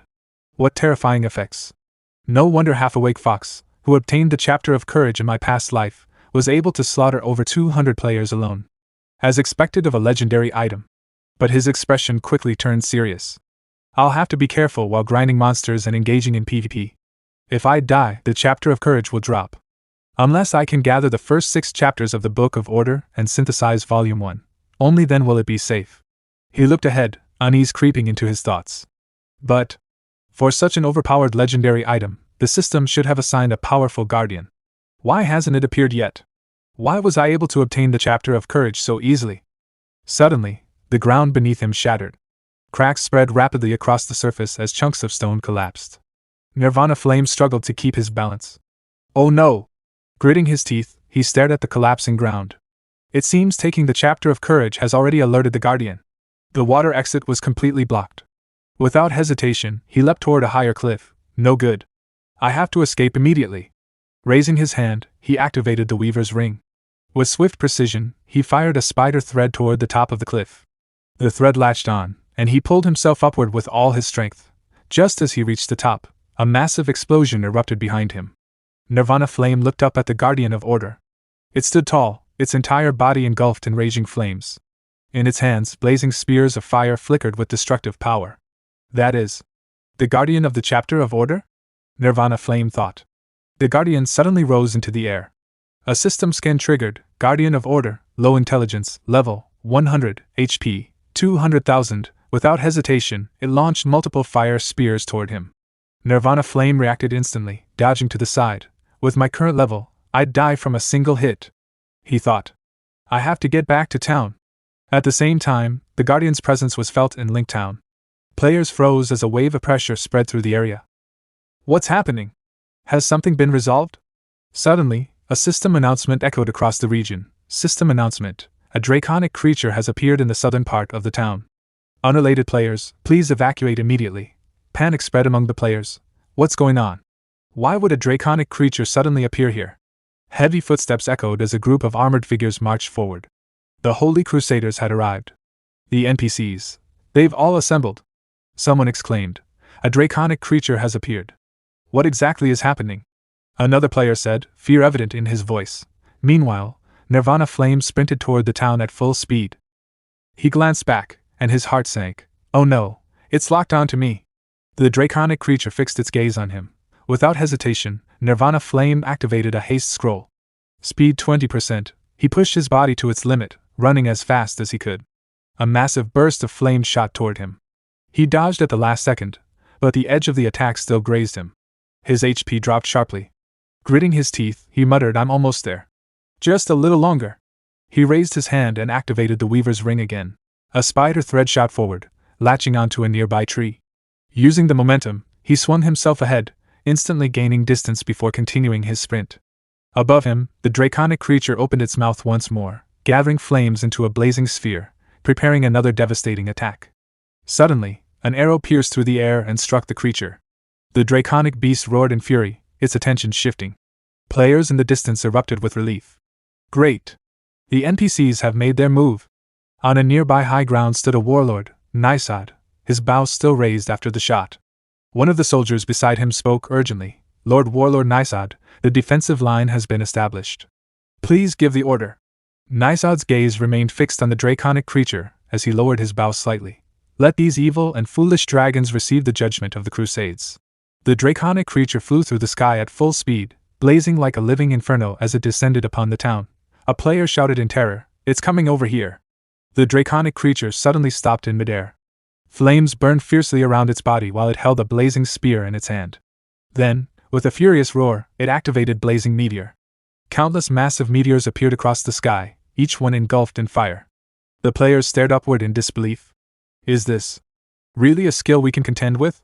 At that moment, the system alarm echoed throughout the town. Town Level 1 emergency alarm. Draconic creature invasion. Panic instantly spread everywhere. Hurry! Run away! We're going to die! Players fled in fear as chaos consumed the streets. Meanwhile, the warlord Nisad held his bow firmly and shouted an order to his soldiers. Activate the basic protective barrier. A massive barrier immediately formed around the tower. The blazing meteors crashed against it one after another. Explosions shook the earth violently, yet the shield endured the assault. Seeing this, the players cried out in relief. A protective shield. Great! Nisad quickly raised his hand again. All soldiers, attack! The soldiers drew their bows simultaneously and aimed at the draconic creature. Thousands of arrows shot through the air like a storm. Just as the arrows were about to strike, a huge wave of holy magic rose from below and slammed directly into the creature's chest. Someone shouted excitedly, "The Holy Crusaders are mighty!" The draconic creature roared in rage. Its furious scream shook the heavens as it dispersed the remaining magic spells instantly. Then it dove downward at full speed. Boom! The creature smashed directly into the barrier, shattering it completely before crashing into the ground below. Watching the scene unfold, Nirvana Flame thought calmly. Although the appearance of the Guardian of Order had thrown the vast majority of players into panic, there were still a few people watching like hungry tigers staring at their prey. They were simply waiting for the NPCs to weaken the monster before rushing in to snatch the equipment. Actually, those people look very familiar. They are members of the Resplendent Temple Guild. That man is Star of Splendor, the guild leader of Resplendent Temple, level 52, holder of the stat of Splendor. He's quite loyal, and in my past life we had some connections. Nirvana Flame's gaze shifted toward another group. That is Li Ma Heng Dao, the guild leader of the Dark Massacre Guild, level 50. That guy is full of hooliganism and definitely not a good person. Then his eyes landed on another familiar figure. Half-awake Fox. The holder of courage from my past life? A pity. In this life, I obtained it before him. Star of Splendor turned his eyes toward Li Ma Heng Dao and spoke coldly. Li Ma Heng Dao, with our Resplendent Temple here, your Dark Massacre Guild should step aside. He smirked confidently before continuing, don't look so unconvinced. I leveled up 5 times before you did, and I already sent a team to clear the Treant Forest and the Black Flame Forest ahead of time. You can't surpass me. Li Ma Heng Dao merely sneered in response. So what if your Resplendent Temple cleared the Black Flame Forest? Your completion rating was only 68%. Your guild's glory points are barely 200 higher than ours. It won't take long for us to catch up. One of his subordinates shouted angrily. Damn it, what are you acting arrogant for? Boss, let's fight them and kill them all. Meanwhile, high in the air, the draconic creature continued enduring the endless barrage of magic attacks. Below, the players were already on the verge of fighting each other over the expected loot. A direct magical strike finally slammed into the draconic creature, sending it crashing to the ground. Its massive body destroyed countless buildings along the way. At the same time, Warlord Nisad quickly activated another protective barrier around himself. The moment the draconic creature rushed toward him, it smashed directly into the barrier once again. Nisad immediately raised his bow and muttered solemnly. For the glory of the Holy Crusaders. In the name of Warlord Nisad, I pass judgment upon the evil dragon race. Dark power gathered around the bowstring as he released a powerful piercing arrow. The dark magic arrow shot forward instantly and pierced straight through the draconic creature's body. Its HP rapidly dropped, 87,829. 23,104. 0. The draconic creature let out one final roar before collapsing lifelessly. Seeing this, the players exploded into chaos. The Guardian of Order is out of HP. Hurry and snatch the equipment. Star of Splendor's eyes immediately locked onto the dropped items. Li Ma Heng Dao also smirked greedily as his gaze shifted toward the treasure. Even half-awake Fox narrowed his eyes and prepared to move. Do it! All of them rushed forward at the same time. Meanwhile, Nirvana Flame activated his stealth skill and silently charged toward the loot as well. One red-haired man stretched out his hand toward an item and shouted excitedly, "It's mine!" Suddenly, a burst of fire struck him directly. "Damn it!" he cursed in shock. Half-awake Fox immediately shouted, "Stop them!" He dashed forward at incredible speed while the red-haired man clapped behind him excitedly. Half-awake Fox smirked as he reached toward the item. "The item is mine!" But in the next instant, dark shadows wrapped around his arms and legs, immobilizing him completely. A cold voice echoed from behind him. "Don't even think about it." Immobilizer! Taking advantage of the opportunity, Li Ma Heng Dao and Star of Splendor rushed past half-awake Fox and moved closer to the loot. Li Ma Heng Dao smirked confidently as he prepared to grab the item first. At that moment, Nirvana Flame held up his 3-bow machine and thought calmly, "It seems I won't be able to snatch the equipment anymore. Since that's the case, I might as well go with the flow." He instantly fired several arrows toward Li Ma Heng Dao. Li Ma Heng Dao quickly dodged the attack. Using that brief opening, Star of Splendor successfully grabbed the item dropped by the draconic creature. He then turned toward Nirvana Flame and smiled. "Thanks, brother." Nirvana Flame simply looked at him and muttered, "What a pity. I didn't get anything. Let's go." However, Li Ma Heng Dao's expression darkened with rage. "Kid, you think you can just leave that easily?" All of his subordinates immediately gathered around Nirvana Flame and prepared for battle. Nirvana Flame calmly looked at them and asked, "What? You guys want to make me stay?" Star of Splendor coldly stepped forward. "Li Ma Heng Dao, he's my friend. If you want to cause trouble for him, first ask whether the people of Resplendent Temple agree." The members of Resplendent Temple also gathered behind their guild leader. "We, the Resplendent Temple Guild, are not afraid of your Dark Massacre Guild." Li Ma Heng Dao suddenly laughed coldly. "Good. Very good." His eyes turned sharp with killing intent. "Today, none of you should even think about leaving alive." The Fox Guild leader laughed and muttered, "Looks like there's nothing left for me to do here." A member of the Fox Guild, Flying Stone, spoke to the leader. "That thief is the expert I was telling you about, Nirvana Flame. He's the one who gave me the guide to the fallen shaman camp." Hearing that, the Fox Guild leader looked toward Nirvana Flame and replied, "You could already tell from the way he snatched that equipment just now. This guy's skills are definitely the real deal." Flying Stone then asked, "Boss, what should we do?" The Fox Guild leader smiled happily and said, "Hey, brother Nirvana Flame. Our Holy Roman Empire Guild is heading to the Augment Mud Swamp in a few days. Are you interested in coming along?" Hearing those words, the leader of the Dark Massacre Guild turned his gaze toward the half-awake Sleepy Fox. At the same time, the leader of the Star of Splendor Guild also looked in his direction. As Nirvana Flame saw this, he thought to himself, "So it's Flying Stone. I figured he belonged to the Holy Roman Empire Guild." Then he calmly replied, "No problem, but I have one condition. I get first pick of any thief equipment or usable items that drop in the dungeon." The surrounding players immediately began whispering among themselves, "Is that kid crazy? Can't he read the room? He actually dares to make demands of Sleepy Fox at a time like this? Who does he think he is? What if they decide not to help him? But why did that guild leader invite him to the dungeon run in the first place?" One of Sleepy Fox's subordinates frowned and said, "Boss, he's going a bit too far. We're the ones bailing him out, yet he still dares to set conditions. Talk about arrogant." Sleepy Fox merely smirked and replied, "You're right. This kid is definitely arrogant. Before this, I didn't really believe he was an expert, but now I'm convinced. Anyone who dares to speak so boldly usually has the skills to back it up." He then turned toward Nirvana Flame and said, "No problem. If brother Nirvana Flame is willing to come, you'll get first pick of all thief equipment."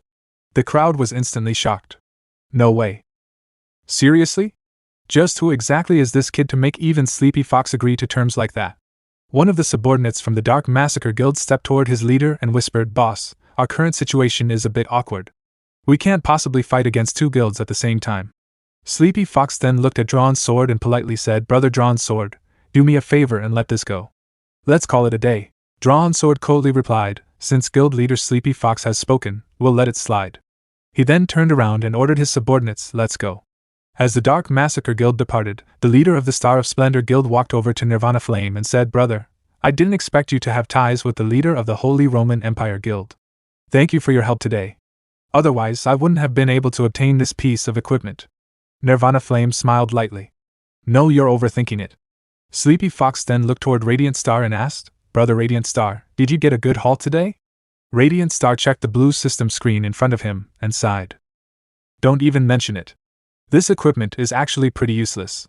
System notification: Stout Armor of Courage. Quality: Gold grade. Level requirement: 100. Attributes: Defense 605. Counter 15. Reflect 15. Seeing the stats, Sleepy Fox commented, although it's a very rare gold grade set piece, it requires level 100 to equip. How long will that even take? Radiant Star nodded helplessly. Yeah. Everyone's level is still way too low right now. Even if we threw it into a shop, nobody would buy it. Looks like it'll just sit in the guild treasury as a trophy piece. Meanwhile, Flying Stone walked over to Nirvana Flame with a cheerful smile. Expert, we meet again. Looks like we'll finally get to run a dungeon together next time. Nirvana Flame replied, yeah. Thanks for your help this time. Sleepy Fox then said, Brother Nirvana Flame, let's add each other as friends. I'll contact you when it's time for the dungeon. Radiant Star quickly added me too. System notification: you have added player Sleepy Fox as a friend. You have added player Radiant Star as a friend. Nirvana Flame smiled inwardly. To think that in this life, I'd accidentally end up befriending them. He then waved his hand toward the two guild leaders and said with a smile, since everything here is settled, I'll be taking my leave. See you next time. After leaving the area, Nirvana Flame finally had time to inspect the dagger he had obtained. System notification: Transient Insight, Assassin's Precept, Offhand Weapon Quality, Gold Grade, Level Requirement 5, Attributes, Attack 28. Strength 16. Accuracy 12. Nirvana Flame smirked. It's an offhand weapon. As expected of gold grade equipment, it provides more than 30 points of attack at only level 5. Once I reach level 5 and learn dual wielding, my damage output will increase massively. The scene shifted to Telek Town, specifically the teleportation point. Standing there, Nirvana Flame thought to himself, there's still half an hour of game time left. I should use this chance to finish Dr. Blevins' quest. A moment later, he teleported to the Merfolk village. As soon as he arrived, Nirvana Flame frowned slightly. The Merfolk village has already been destroyed. The victorious return guild sure moved fast. He glanced toward the nearby solo players. Those players should still have some fine silk on them. I don't have much time left. It'll be faster to buy the silk directly from them. The scene then shifted to the heart of the lake island. Nirvana Flame approached Dr. Blevins, who was calmly fishing beside the river. Respectfully, he said, Honorable Doctor. Dr. Blevins looked up at him and asked, Young man, you've returned. How did the task I entrusted to you go? Nirvana Flame nodded and replied, I found them. Here are the 90 pieces of fine silk you requested. I hope they will be of use to you. System notification: you have lost 90 fine silk. After receiving the silk, Dr. Blevins smiled happily. I've finally gathered enough fine silk. Tomorrow, I can return to Hilton Stronghold. The brave warriors stationed there will remember what you have done for them. He then raised his head toward the sky and spoke solemnly. May the holy light bless you, generous and kind adventurer. Darkness will eventually be eradicated, and the light shall one day cover the entire world. System notification: Hilton Stronghold reputation increased by 11. Nirvana Flame respectfully replied, May the gods protect the warriors stationed at Hilton Stronghold. After putting away the silk, Dr. Blevins handed several items to Nirvana Flame. Please accept these as a token of my heartfelt gratitude, generous adventurer. May your journey be safe. System notification: you have gained 16,523 experience points. You have obtained Swift Evasion Boots, Gold Grade. Swift Evasion Boots Quality, Gold Grade. Level Requirement 5. Attributes: Defense 20, Movement Speed 12. Seeing the equipment stats, Nirvana Flame was shocked. It's actually a piece of gold grade equipment. Suddenly, a system announcement echoed throughout the game world. System announcement: server shutdown in 1 minute. Players, please prepare to log off. Looking at his status screen, Nirvana Flame muttered, My experience bar is already at 98%. Too bad there's not enough game time left today. I'll just have to level up tomorrow. As the system countdown reached 0, Nirvana Flame slowly closed his eyes. The next moment, he returned to the real world. Removing his gaming helmet, he immediately began exercising while deep in thought. Not only do I need to become stronger in the game, but I also need to improve myself in the real world. In this life, I can't afford to slack off even a little. After a brief pause, his eyes sharpened with determination. Perhaps I should find a martial arts dojo and use their equipment to test my current strength. Nie Yan arrived at the Lin family martial arts dojo. Inside the dojo, he selected a training card and said, I'll take a 2-hour card. At the reception desk, the woman recognized him immediately. As she handed him the card, she asked, Did you come here specifically looking for me? Don't think that just because you wrote me a love letter once, I'd actually be interested in you. She was Lin Jia, Nie Yan's former classmate. She continued arrogantly, I already made it very clear to you. Stop pestering me. Nie Yan remained silent. He simply grabbed the card and walked away. Lin Jia muttered disdainfully. His family owes 5 or 600,000. What a poor loser. Debt collectors come knocking on his door every day. His parents disappeared who knows where, and yet he still has the leisure to come work out here. Just then, a young man beside her asked Jia, "Who was that guy?" Lin Jia held his arm and replied, "Just a classmate of mine. He's complete trash. The only thing decent about him is his academic grades." Meanwhile, Nie Yan walked over to the pull force testing machine. He gripped the handle tightly and pulled with all his strength. The machine displayed 162 kilograms. Seeing the result, Nie Yan muttered, "Compared to my past life, this number is still far too low. However, considering my current body, it's not bad at all." He then moved to the weight-bearing test machine, using his full strength once again. The display showed 155 kilograms. The young man stared at him in shock. "Hey, what are you looking at?" Lin Jia asked impatiently. The guy replied in disbelief, "I'm looking at your classmate." Lin Jia glanced at Nie Yan and scoffed. "What's there to look at? He's just a skinny monkey." At that moment, Nie Yan stepped in front of the punching machine. He clenched his fist and threw a powerful punch. Bang! The impact echoed throughout the dojo, causing everyone to freeze for a moment. The young man stared in complete shock.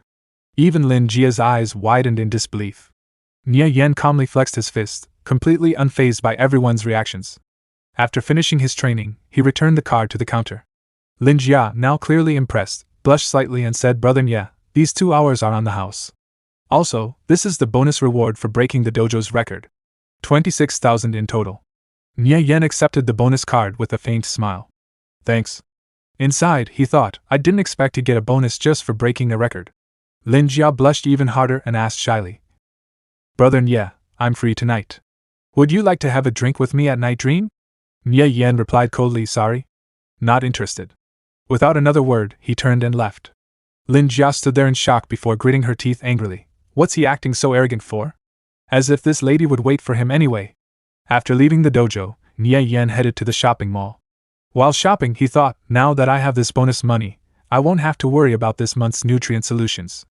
After purchasing several nutrient solutions, he returned home.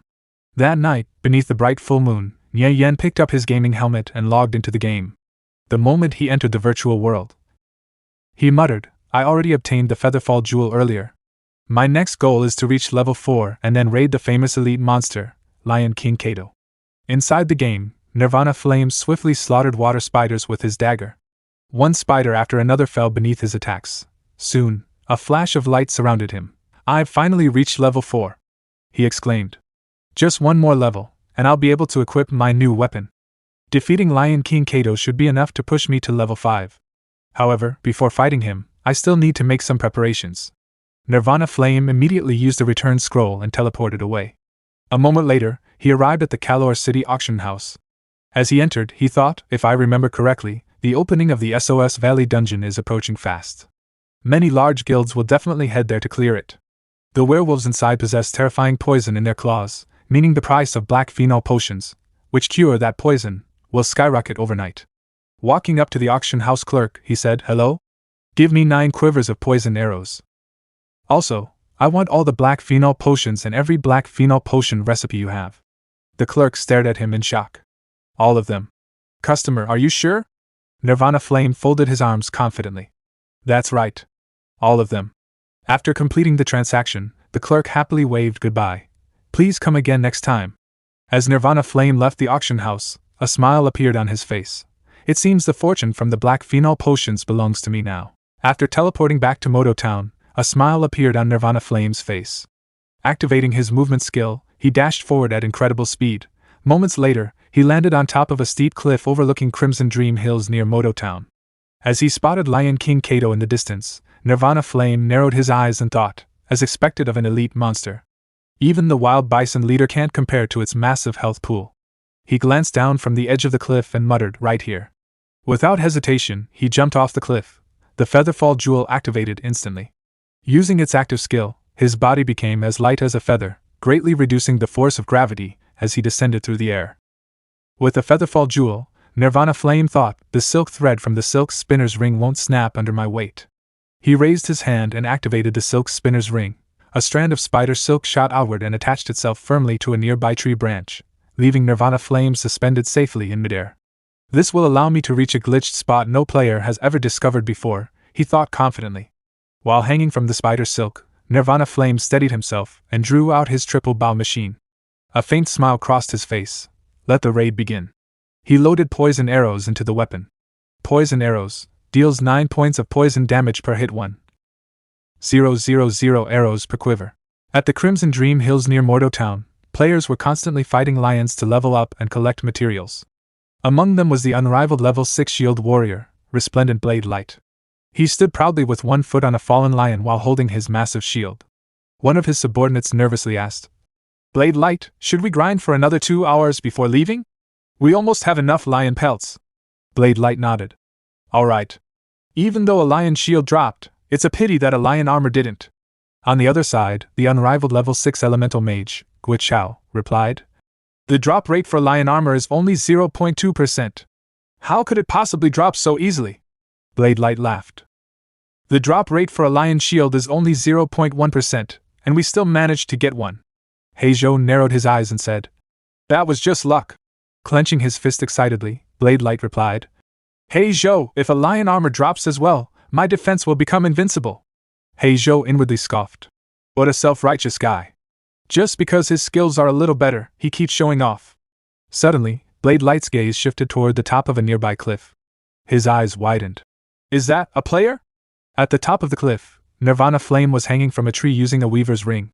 Suspended in midair, he aimed his poison hand crossbow at a monster below, the Elite Lion King. He fired 3 poison bolts. The bolts struck the Lion King directly, poisoning it and reducing its HP. The beast let out a furious roar. Heizhou stared in shock. "What is he doing? Using a hand crossbow against a monster head-on?" One of the players exclaimed. "Amazing! To think someone could come up with a method like that! Doesn't that mean he can grind monsters without taking damage? Can we do that too?" Blade Light shook his head. He used a weaver's ring.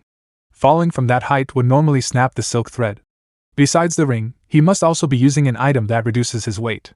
He studied Nirvana Flame carefully. Even if you have money, buying both of those items isn't easy. Just who exactly is this guy? Another player clenched his fists excitedly. Damn! Grinding monsters like this looks so satisfying. He doesn't need to worry about being attacked and can just keep firing bolts. He'll level up several times in no time.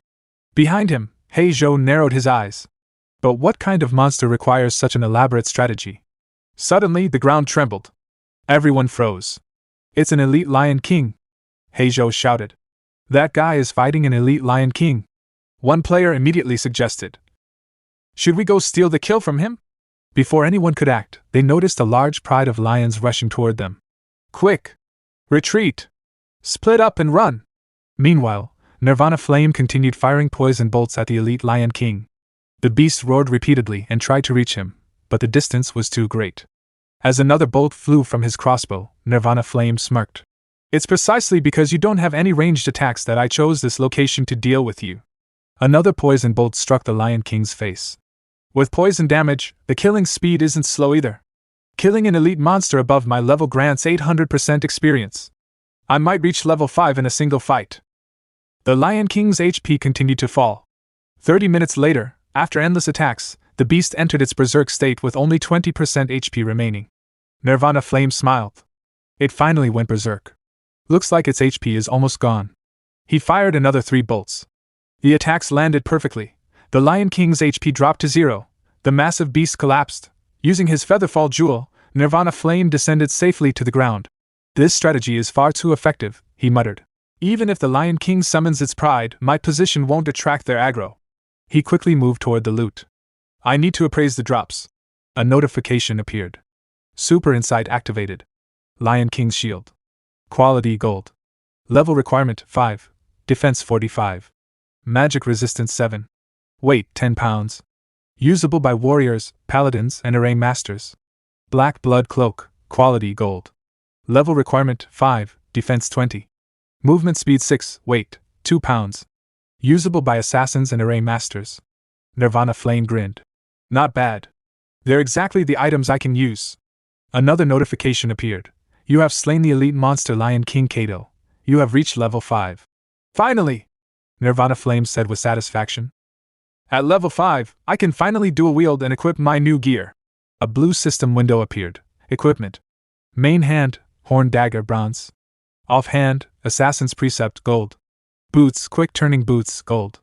Cloak, black blood cloak gold. Not bad, Nirvana Flame said after checking his stats. My movement speed has increased considerably. With my current attributes, I can freely hunt in any monster zone up to level 7. Suddenly, he noticed the pride of lions heading toward his location. As expected, the lion pride still discovered me. Activating stealth, Nirvana Flame immediately fled. As he sprinted away, another figure rushed toward him from the opposite direction. Oh no! We're going to collide. The two crashed into each other and were pushed backward. The other person quickly regained his balance. Nirvana Flame looked up and recognized him. Resplendent Blade Light? Why is he here? A memory surfaced from his previous life. Blade Light was one of the strongest shield warriors on the entire server, ranked among the top 3. Surrounded by the lion pride on all sides, Blade Light gripped his massive shield and spoke to Nirvana Flame. There are lions both in front of us and behind us. There's no way we'll break through relying only on our own strength. Let's fight our way out together. Standing behind him, Nirvana Flame nodded. All right. Blade Light immediately charged toward the lion pride. I'm a shield warrior. I'll tank the front line. He slammed his shield into the ground and activated Intimidate. A wave of energy spread outward, drawing the lion's attention. Looking back at Nirvana Flame, Blade Light shouted. You have a stun skill, right? Let's carve a path through them. No problem, Nirvana Flame replied. Leave the front to you. Drawing his daggers, Nirvana Flame rushed forward and attacked the lions. His blades flashed as he activated a stun skill, striking one of the beasts and temporarily immobilizing it. At the same time, Blade Light swung his sword and unleashed Hamstring Slash, severely injuring another lion. The two fought side by side, quickly eliminating the lions blocking their path. I've taken care of my side too, Nirvana Flame shouted. A gap soon appeared in the middle of the encircling lion pride. Blade Light immediately seized the opportunity. Quick! Break through from my side! Without hesitation, both players charged forward through the opening. As they increased their speed, they left the furious lion pride far behind. After running for some distance, Blade Light finally slowed down and laughed. We finally managed to shake them off. Nirvana Flame glanced at him while running. Not only can this guy keep up with my pace, but he also lets me focus entirely on dealing damage without worrying about defense, as expected of the shield warrior who ranked among the top 3 on the entire server in my previous life. Eventually, they stopped a safe distance away and caught their breath. Blade Light smiled and extended his hand. Brother, thanks for helping me get out of that siege. I'm Resplendent Blade Light. I'll remember this favor. If you ever need anything in the future, come find me.